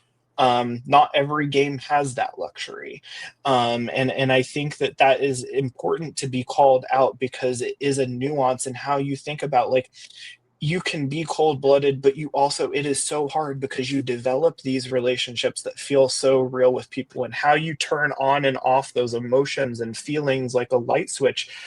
It's dastardly. Yeah, I think that's one of the things I will give this cast fully, is like, even with some of the roughness that we have seen throughout these episodes, with people having like real mental health crises while on the game, no, people never were like, hey, I'm going to use that as gameplay. We always, this cast very much knew where the line was between gameplay and people. And I think that's why this cast has stayed relatively close-knit post-game. It speaks to how everyone was. I think that's also a big reason why Sam was so targeted. Like, I don't think people were trying to, like, no, I didn't see any traces of, like, when Sam was really going through it. Like, I think we believed Sam was really going through it, but no one was out here making fun of him, at least not in front of me. And I think he was being targeted, a lot of it, because people were saying, like, if he's really going through it this much, like, why do we want him to continue to go through it? like even earlier on in the game, like you see Charlie really going off the rails, and some people are entertaining this idea of like you should keep him in the game so he just continues crashing the fuck out. It's like that's not entertaining. It's not fun to watch people like lose their mind and like really like be distraught. Like that's not fun. And and when Sam was having a hard time, like that also was not fun to watch. Like it's not fun to watch someone like collapse and deteriorate, and and so I think a big part of why people were talking about voting him out is it's like if he continues to stay in the game and he's feeling this way, it's not going to be fun for any of us. Yeah. There is something to be said, just for acknowledging people, wanting to make sure, like, hey, we are playing a game. Hey, ultimately, there can only be one winner. Hey, ultimately, people that I might like need to be voted out. People that I'm working with may need to be voted out. People that fit into both categories may need to be voted out. I think there's something tremendously awesome about the dynamic between Antoinette and Lee in this situation and in this episode, just because it really wasn't about hurting anyone's feelings. It really was just about respect. Lee, I can say, maybe I'll save that for the end. Like, to me, you were someone where I was like, if he makes it to the end, I struggle to see many scenarios as, juror number 2. I struggle to see scenarios where if he doesn't win, where he doesn't grab some votes by the roots. Like I can easily see that. And then Antoinette, you being able to recognize that threat to your potential endgame, and just acknowledging it.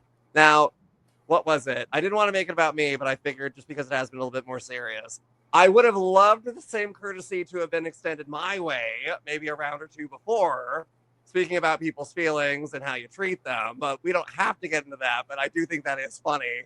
We had a solid 20-minute segment on that, but that's not about me. It's not my episode. That being said, I do... Well, what? Lee, you muted me. him. I can't speak. I can't actually speak to that, and I will say like that was. I don't want to like speak on Antoinette or Reynolds' behalf. There, I'm sure Antoinette can speak on this. Like it was very hard for me, and also I was trying to do something else. The reason why we didn't tell you is if we were so even before the this day. We're so afraid that Sam has a pendant and he wants to do something chaotic. And so it's like, if you tell Sam what the vote is, we just don't want to be on the wrongs. My thing, I think Antoinette's thing, a lot of people's thing, it's like kinky votes are one thing, but I don't want someone to know that I voted for them and them remain in the game. And so you have to keep it a secret, because Sam was going around saying, and you remember this, I'm sure, he's like, I just want to be chaotic today. He's like, I just want to do the chaos thing. And so when he's wearing the half of the pendant, you have to question, does he have the other half of the pendant? Sure. And so we had decided as a group, Antoinette, Reynolds, and I, that whatever vote we decide we're going to do, we're going to tell Sam the opposite. And that's totally fine. I mostly... That was 95% me just like lightening the mood. You don't have to explain anything to me as far as why I got voted out. I will say the explanation at the time was, oh, Alex, there was nothing. Once you were out of the game, they were like, oh no, literally when you went, there was nothing you could do. And I was like, wow. I did realize like very quickly, and I think part of this just is a testament to like how much the game takes out of you, like as the game keeps going, and we're eating fine, but we're not sleeping much at all. And there was this thing that occurred to me where I was like, and not to make this about you, but I do think it's important to come up that it's like, it occurred to me maybe 5 minutes after you got voted out, Alex, that I could have deadlocked the vote. That essentially I could have voted to keep you in the game, and that all of the people on the right side of the numbers with you would have been you, who was safe in a revote, Sam, who's safe anyway, and me, who's safe anyway, forcing Antoinette and Reynolds to draw rocks if they wanted to still save Maddie, which they wouldn't have done. Yeah. And so I could have strong-armed my way there, and I just didn't think about it because lack of sleep. And that's totally fine. Again, it is what it is. It is a game. I think if anything, me being at my most honest, since, it's my own fault since I brought it up. I think when Maddie stole your captaincy and we were all in that boat, I was like, I don't think I've never given a reason for Lee not to trust me. So and Maddie stole Lee's captaincy, which I never would have done because Lee was one of my closest allies. I was like, so I don't see a world where it benefits Lee to I keep was Maddie over shocked. me. I was shocked. I thought that the vote would have been Maddie, and I think that the edit kind of portrayed it the way that I thought I felt was like, even though Antoinette and Reynolds and I had a 3, I felt like you were very much like on the periphery of that. I think you had spoken to that at one point, but I was a little shocked that you were the name that first came up. You're the only vote of the game that I think I legitimately felt bad about. Or the only vote that I cast that I felt bad about. I didn't care about any of the hinky votes. Those are No. funny. Okay, sure, that's fine. I was like, does anyone need a therapy kitten? My God. I'll take it. You I'll know, take it. I don't care. I felt bad that you got voted out, Jack. I didn't feel bad about your vote because, and here's the reason. Let me qualify, because you have all these people just like crying around the house because there's nothing Guilty. else they can do. It'd be like, well, let me present to you an alternative, and they're like, well, no. It's like, well, then why are you crying? Because I presented you an alternative, and you're like, well, no.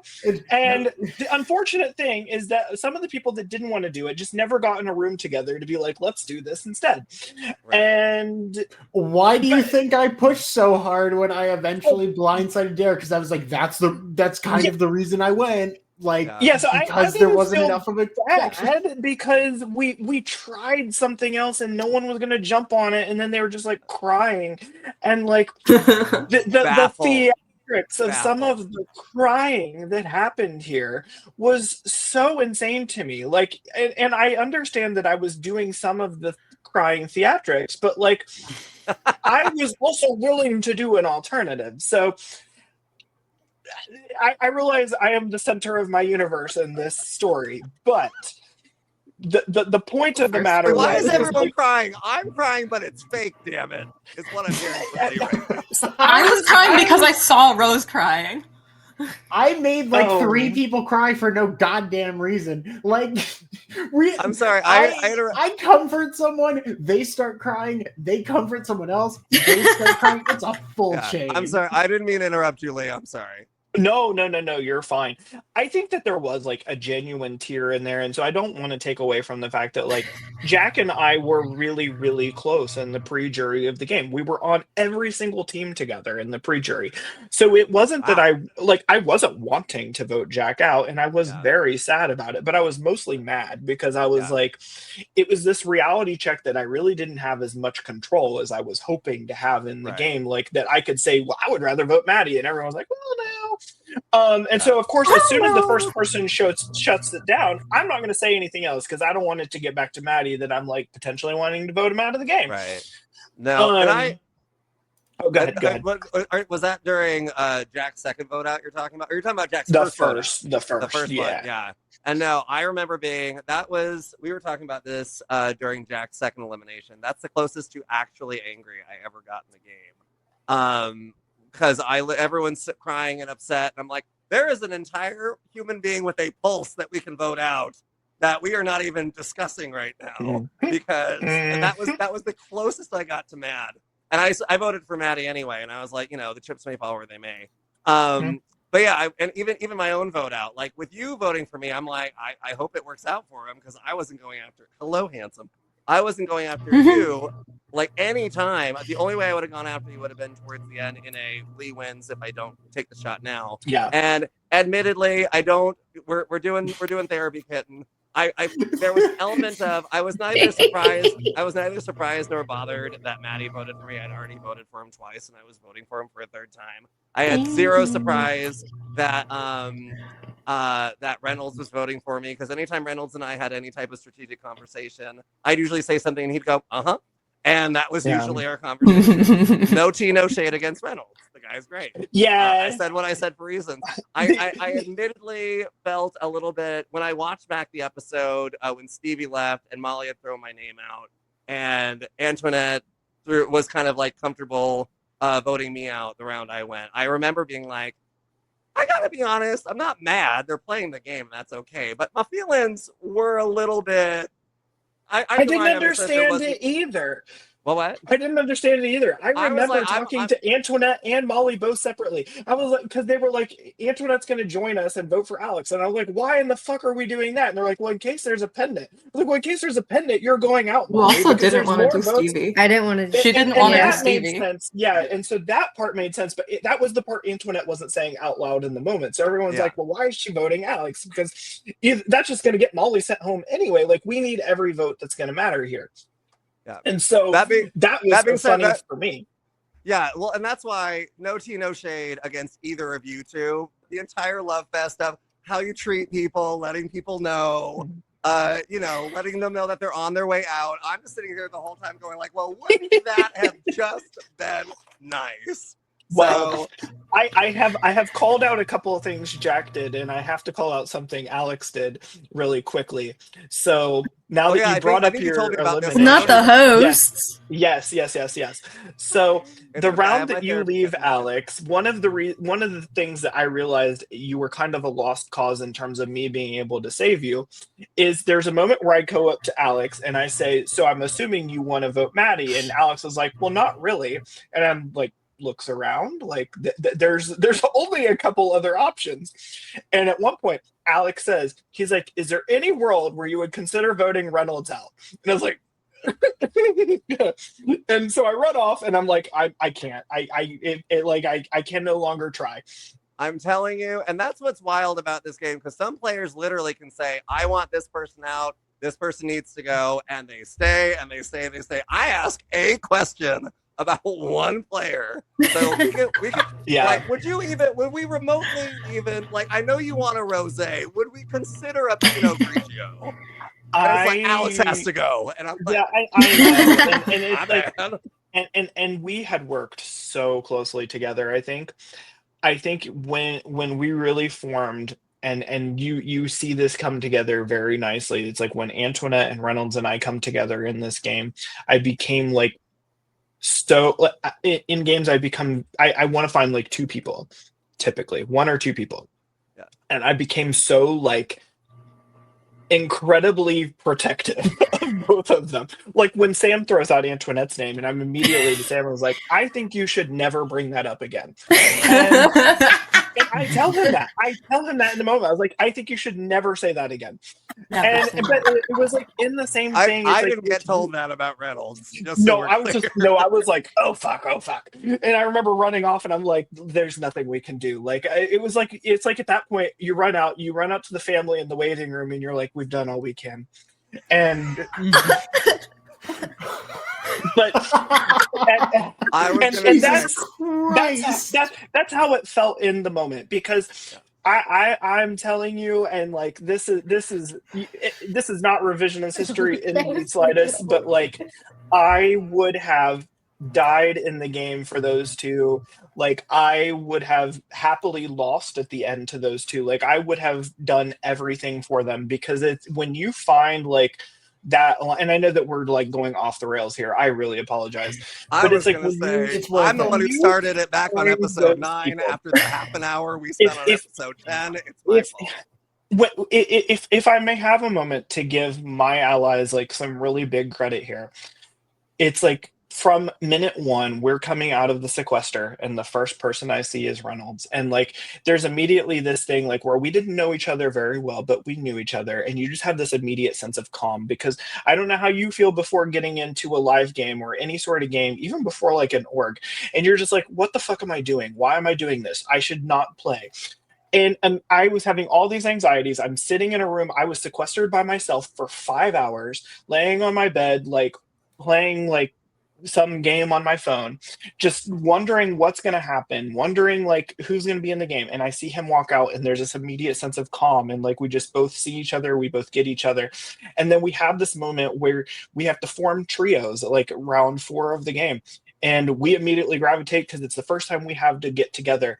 And Antoinette comes to us, and it just felt like the most like meant to be moment that you can have like happen is that those things coming together, the conversations you're having.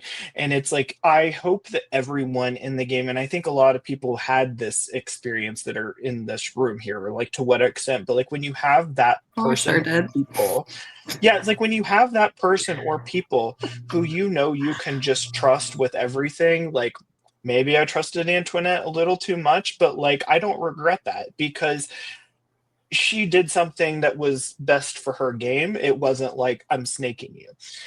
I think that it's like it helps you get through these games when you have those people that you're just like, I can be myself with them. I can say everything about myself. I can reveal everything about myself. At this point in the game, like Reynolds and Antoinette know everything I have done. They know my hinky votes, they know my chaos, and they don't tell people. They don't judge me for it. They like love me for it. And it's like having those people that you can just like take yourself out of the game moment and be yourself with is like so blinding. Honestly, it's blinding in the sense of like you would do anything for those people. You would do absolutely anything for those people. And it's like you walk away and you're like, these two people are some of the most brilliant people I have played the game with. And it's like, yes, I talk a lot, I know I talk a lot, and so even the conversation, when you say that it's like me and Sam conversing and Antoinette and Reynolds are just there, like there is so much that people don't see. And it's just because like you're playing a game and you start to forget who's on camera and what's on camera. Like Reynolds and I never talked on camera together because we're like, we're going to go talk secretly at night when no one can see us. You Our people night pay one attention to who's always in a room together. And so we're like, let's never be in a room together. Let's not sleep in the same room together. Let's be like strategic about those kind of things.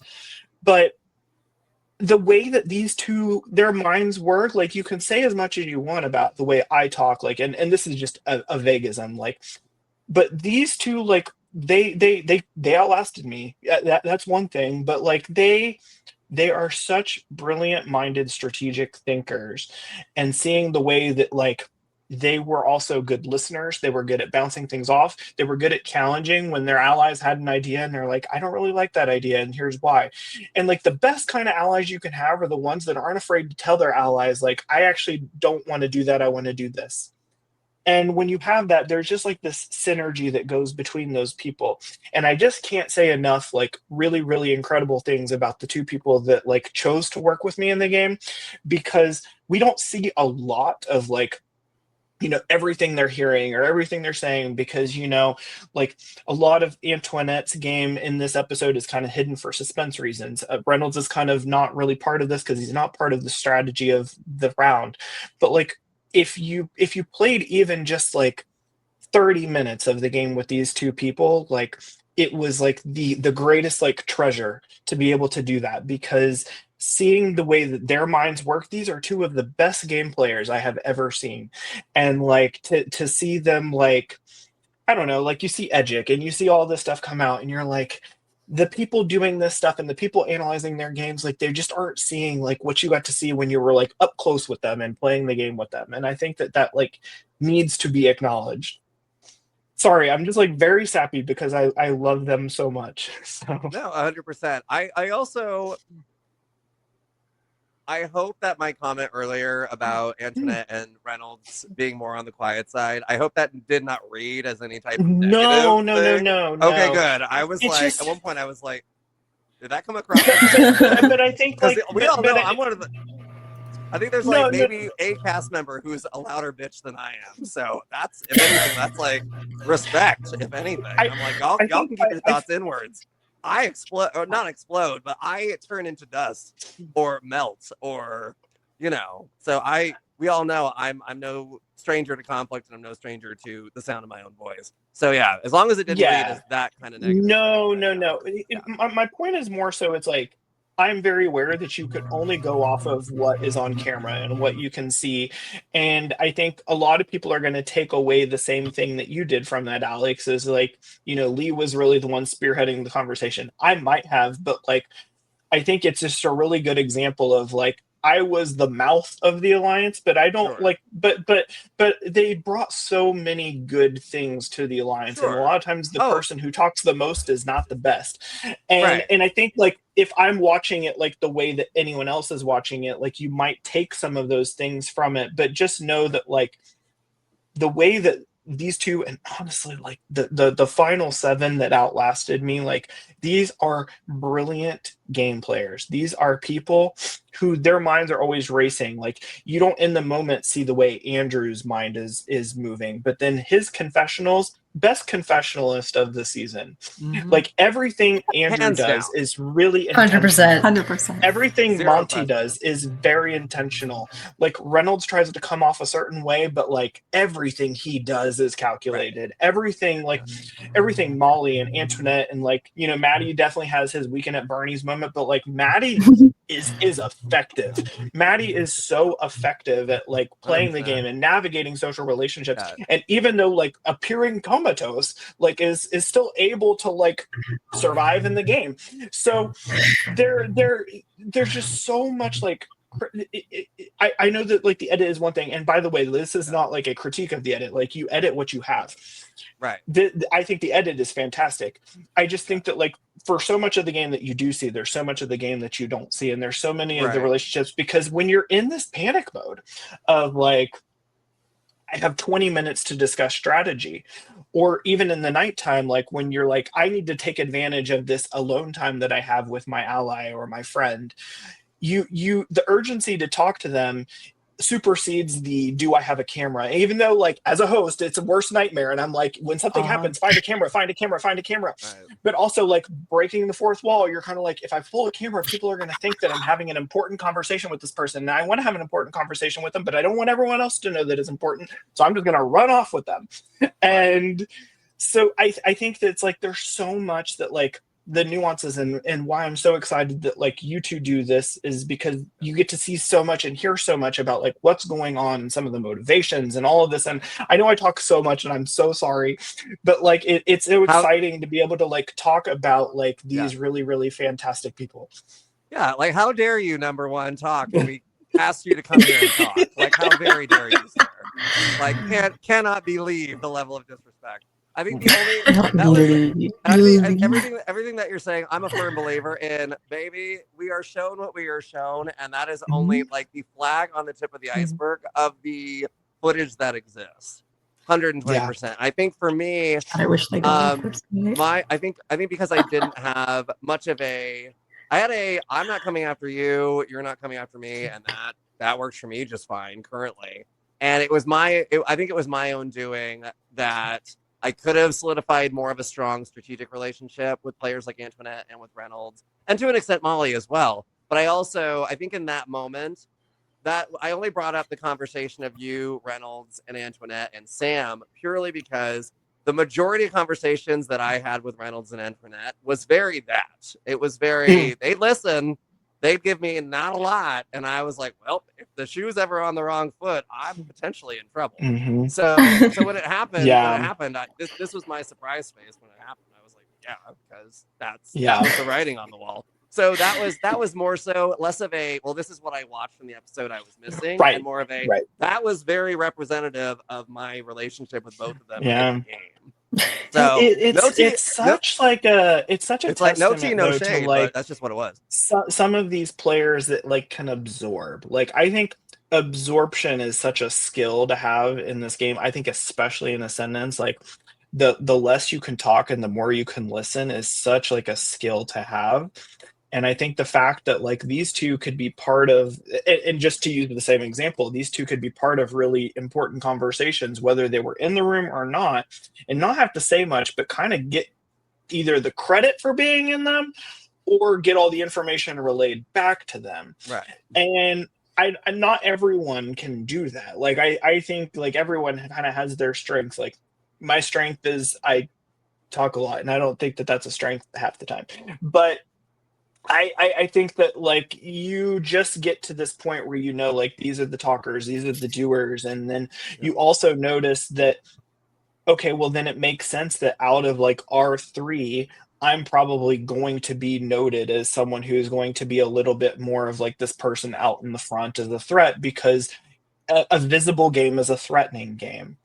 And so I mean, I think that's the same thing can be said for a player like Sam right now, who's like, his game is very visible. So regardless of what you think about it, like the game, a visible game kind of speaks for itself. And that's very threatening to a lot of people when they don't have like a visible game. Like people who are playing a little more UTR, they know I'm probably going to have to do a lot more to explain my game if I get to the end.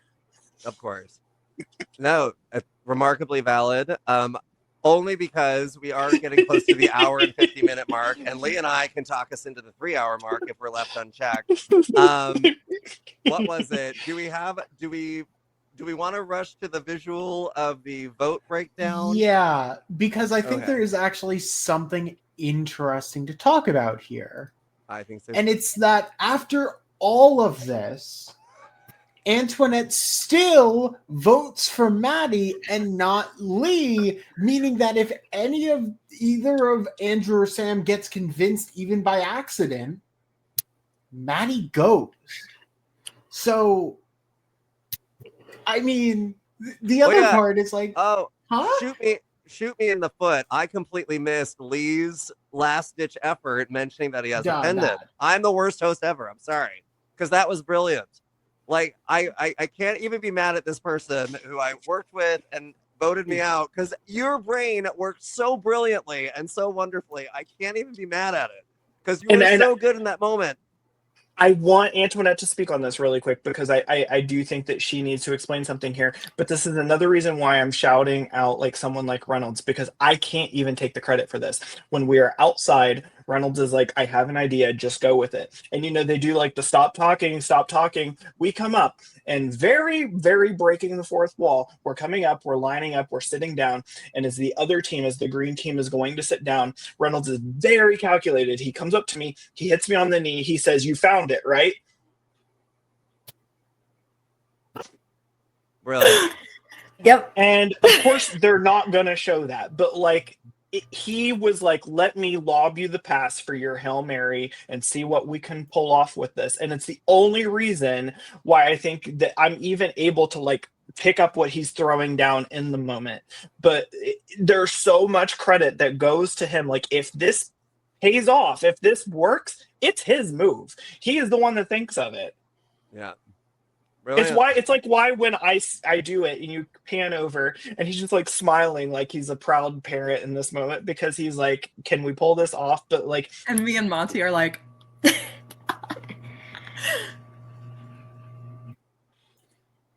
brilliant, sir. Brilliant. Kudos to you. So Kudos good. to Reynolds. I was gonna say, it's always the quiet ones. You gotta watch out. You gotta watch out for the quiet ones. They're too good. I'm curious what was going through your mind, Antoinette. Yeah, so the reason that I voted Maddie here was, one, obviously I didn't want to vote for you, and that was very apparent, even though I said I was going to vote for you, and I was going to vote for you until you did that shit. So what happened there was you had said something, and I don't remember the exact words that you said, but you said something, oh God, you said something along the lines of like, I'm not gonna tell you who I'm voting. Yeah, it was something like, I'm not gonna say and I was like, oh shit, I just told him I'm gonna vote him. Maddie's gonna put his vote on me, and then I'm gonna get fucked because he's gonna play an idol. So my idea of voting for Maddie was, if you put a vote on me and then I put a vote on Maddie, if your state ties, then I have a chance of hopefully staying, and it's not just me going home. So that was like my last second decision to put a vote on Maddie, because I was like, I don't want to go home here because I just fucked myself over. And obviously in the moment I was like, I don't think you're gonna vote for me, but I don't know if you're gonna vote for me, because I'm like, I just told you I'm writing your name down. So look at that strategic mind. Like Yeah. that is what I'm talking about. And I do think like part of it was I was actually really convinced, even leaving the game, I was convinced that Sam was the one that voted with me because Sam was so insistent to me in the game that he was voting for Maddie, and Antoinette literally told me she was voting me out of the game. So my hope was like, that's why I say in my voting confessional, I just have to scare one person. The problem is that how do you scare people? And again, this is also part of my gripe with like, why was it a team one again? Because you're having to scare two unsafe players, and then you're basically like, I need to scare two safe players who have no repercussion from this vote if I play a pendant, into making them think that I might play a pendant, but it doesn't affect them. So it was a very like narrow margin, but finding out like much later that it's actually Antoinette that votes with me, it's like objective achieved of scaring someone, but just didn't have the numbers ever. I mean, I think also it's the fact that Andrew and Sam are never going to unfortunately be scared by it. They literally have no reason to ever falter because it's like, well, if it goes to rocks, I'm good. Like, and even then, if it goes to rocks, the only way that can happen is if every single person is in the tie somehow, and that's physically impossible. So it would just default onto the person that isn't in the tie. Yeah, the only way it works is if Sam was actually voting with me, because even if I scare Maddie 2 into voting Antoinette, it ties 2-2-1, revote, I'm gone anyway. So it was truly the hailiest of Hail Marys that you could go for here. But it was the only thing that came to my mind. Like once like Reynolds had kind of lobbed the pass, I was like, okay, we can try. Look, of all the males, or out of all the Marys who have ever hailed, that one hailed the hardest, but it was so good. It was so good to watch. Yeah. And for two, obviously, we know how the boot order goes. But yeah, I was like, dang, that man's brain is so brilliant. And kudos to Reynolds for coming up with it. Yeah, absolutely. I'm trying to think. Did anyone else have anything else, either vote wise or Lee's elimination? We tend to cap these episodes where everyone just kind of does like a love fest for what was it, our booted player as well as our guest stars, and we can definitely do that. Does anyone else have anything episode related they wish to discuss? Molly had a lot of reactions to me revealing being the hinky voter. I thought that was really fun. Andrew was gagged. I think I was mouthing something like I already knew, because you told me before. You told me when you told me goodbye that you were the hinky voter. So I think ladies, I already knew that. I think I did say. I think that's what I said to Reynolds or Monty next to me. I think I was like, "Oh yeah, he told me that." Like you were like, 20 minutes ago. But I was, because I don't think I pretended to be shocked, but I might have. you kind of did like this, like you mouth like wow, like it was kind of like this weird. It was really really funny in the moment. Shocked. It was really funny in the moment, and like I had this like idea that if I had gone out, I was gonna do like this. I came in as a faithful, all because we played bodies like the night before the game started, and you killed and me. I was the killer, and I was other. the killer, and so like I wanted to like kind of do a good callback to like that traitor's reveal. I didn't even connect the two. Like revealing that I was the hinky voter wasn't that big of a deal. Obviously, like to Sam and Andrew it was, but it was just more so like I wanted to have like that fun, like jesty joke at the end that kind of call back to the game night one. Well, we know how much you love forced interactions because you mentioned that in episode 1, like how they're absolutely your favorite. So the callback is that much more brilliant. Oh gosh, what an exit, what a game. Lee, you are literally, I have the capacity that if someone votes me out, I do have the capacity to be like, nope, if I see the blind side coming, the blind side, if I see the vote coming, I don't feel obligated like I have to vote for someone just because they got rid of me, blah blah blah blah. You legitimately, and even it's only tripled what I believed at the time. Yeah, I think you played such a darn good game. And I don't think it can be stressed enough. I understand the logic behind you were more of the vocal point, you were more of the mouthpiece of the alliance, but you had a connection with so many players that I truly believe the cards had to fall where they fell in order for you to go the way that you did. It really had to be the correct constellation of people, and unfortunately, that's just the constellation that you got. Because I truly believe a lot of people would have really stuck their necks out for you in that round had it not been for that arrangement. But you, even when, what was it? We talked about this during Jack's second elimination.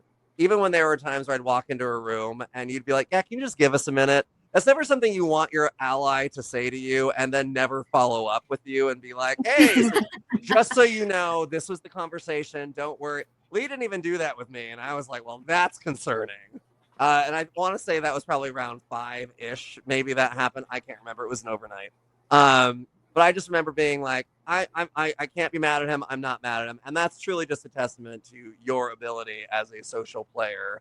So happy that we got to meet you, or I got to meet you. My cats are really happy they got to meet you too. Such a joy to play with you. You are such an absolute delight. What was it? Hated how you voted the round that I left, but can't be mad at it, not mad at it. Yeah, I'm just remarkably happy that I got to meet you in this experience, and I'm remarkably thrilled that you're here tonight. So thank you for joining us. Thank you. Just being you. I have to also give this really funny anecdote. Sorry, I have so many things to say. But I get out of the game and like I'm overwhelmed. Like overwhelmed with more like my social battery is like dead at this point. And like to many people who play this game, especially, like I just did not want to be around people. I wanted to just like go be by myself and like not have to talk to people. So they're like, go find a place. And so I noticed that Alex had a room by himself. Oh, I knew And the I was story. like, I knew the story was going to come up. I yelled down from the balcony over the stairs, and I'm like, "Hey, Alex, you want to share a room?" And he said, "No, not really."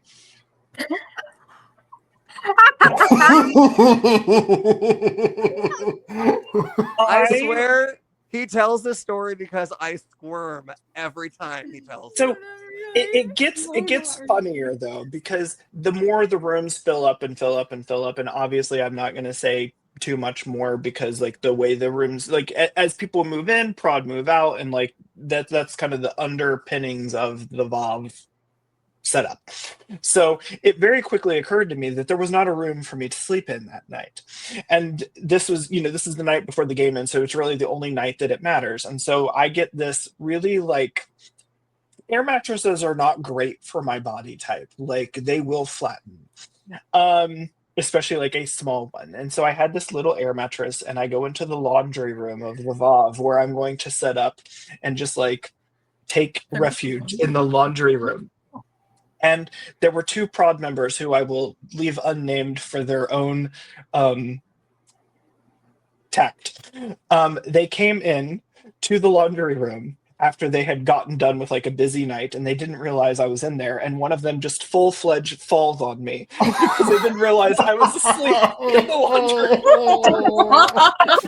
room. And so if there's any anecdote that like I can like lastly give before we do any of the other stuff, like that was like kind of the end of my Ascendance experience that night. My God.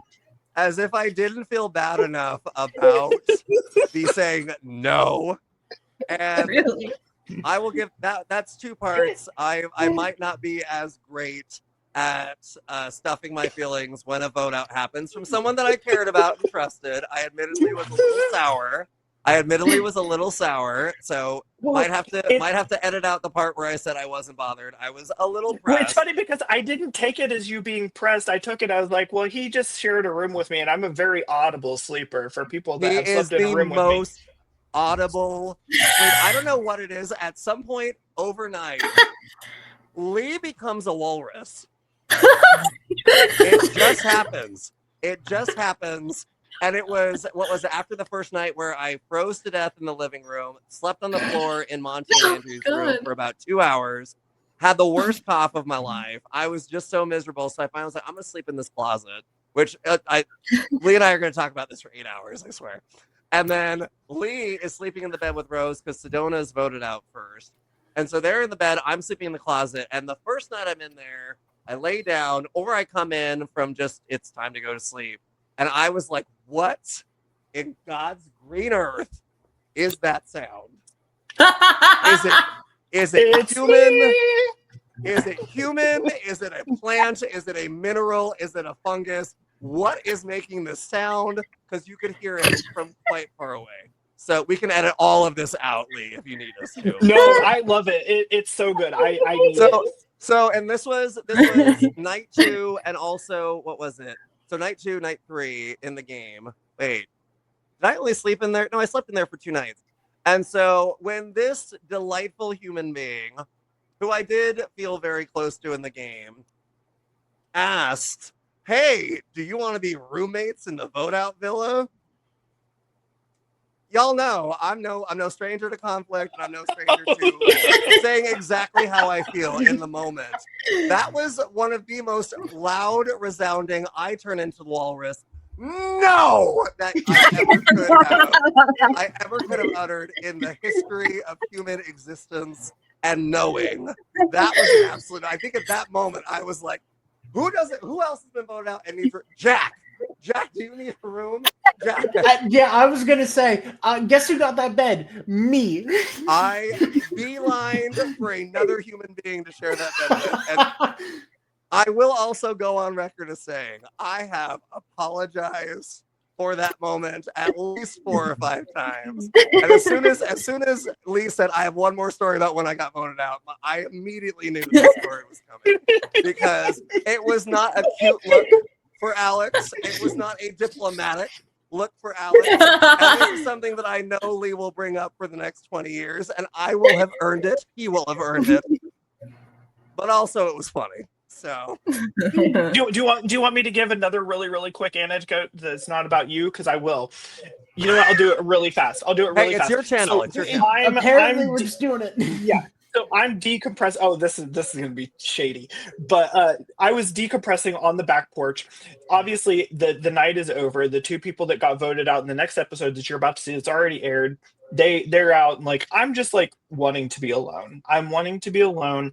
Spoiler alert, because the episode's already aired, so it's safe to say this. No one gets voted out of the game that I would like to spend time with.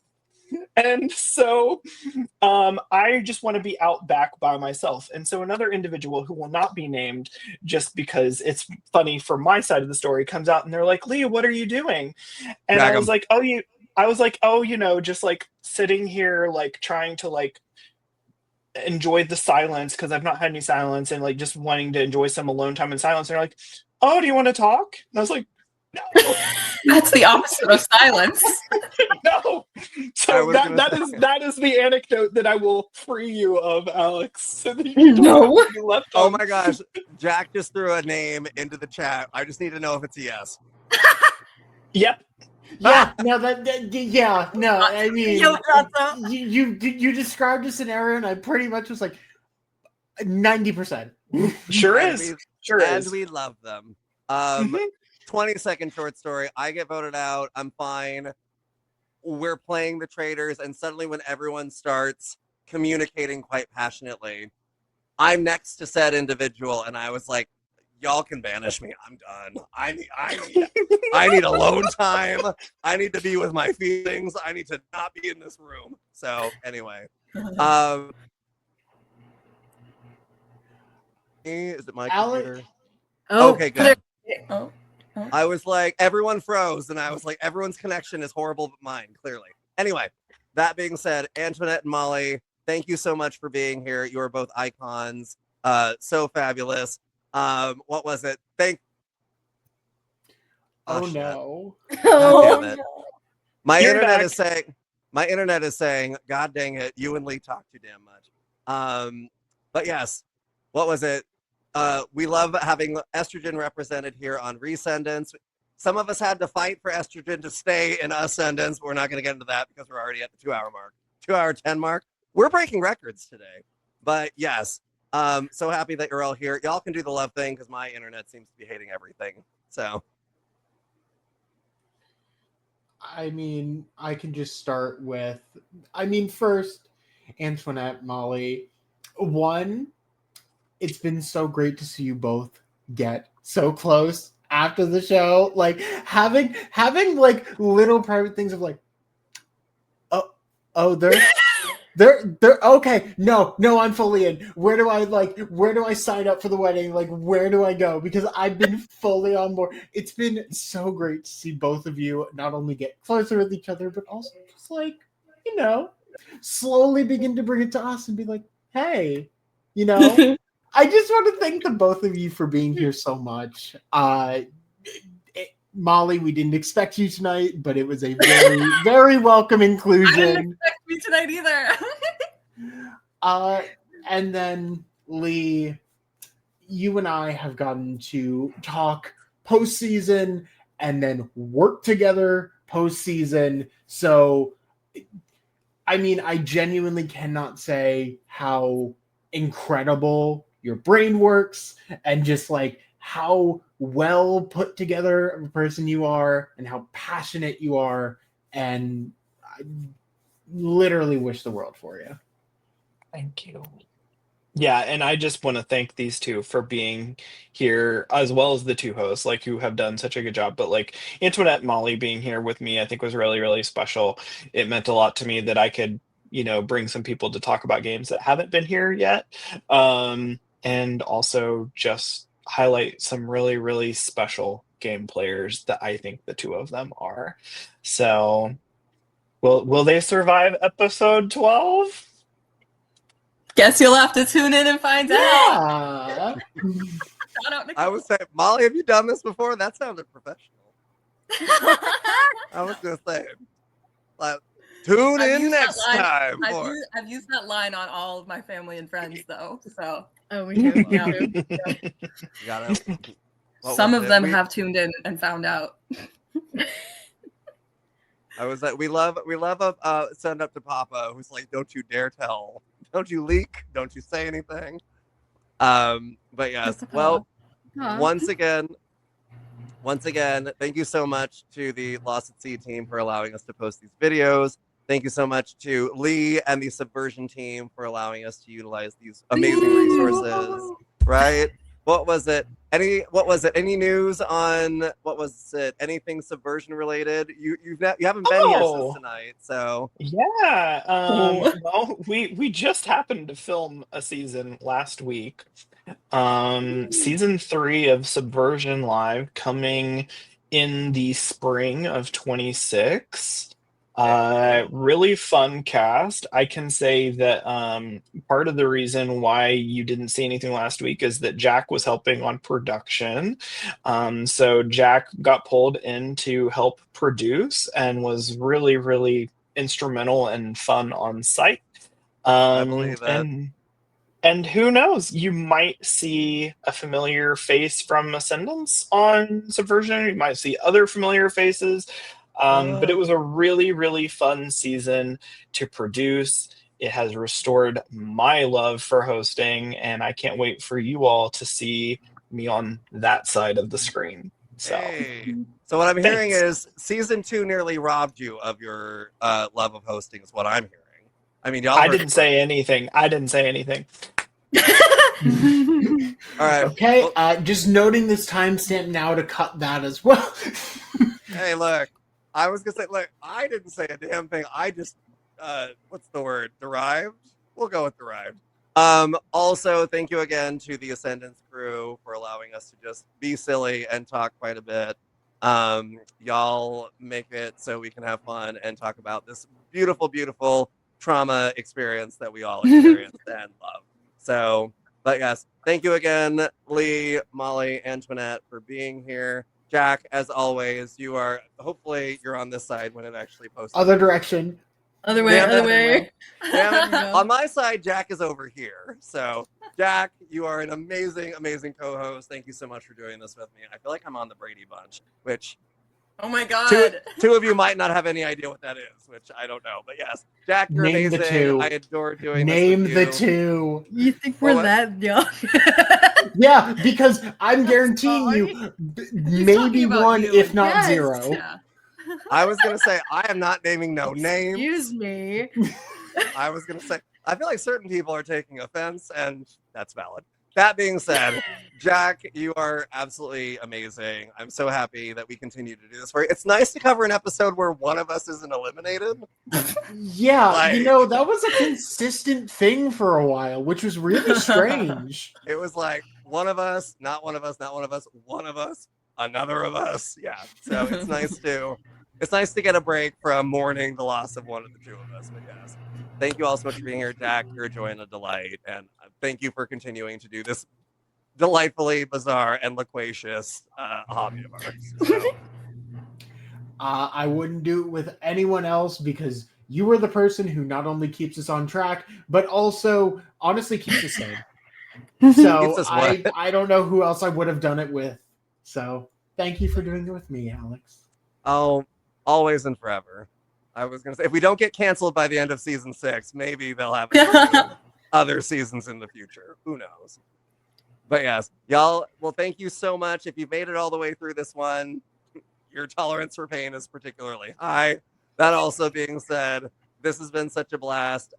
If you aren't watching Recendance, like Recendance. Yeah, that's the name of this one. Ascendance, Recendance, the Descendants. Like, subscribe, do all the things. Y'all, I'm tired. We've been at this for almost 2.5 hours. But yes, love all y'all. Deuces. Mwah. Love you. Love you guys. Bye. Bye.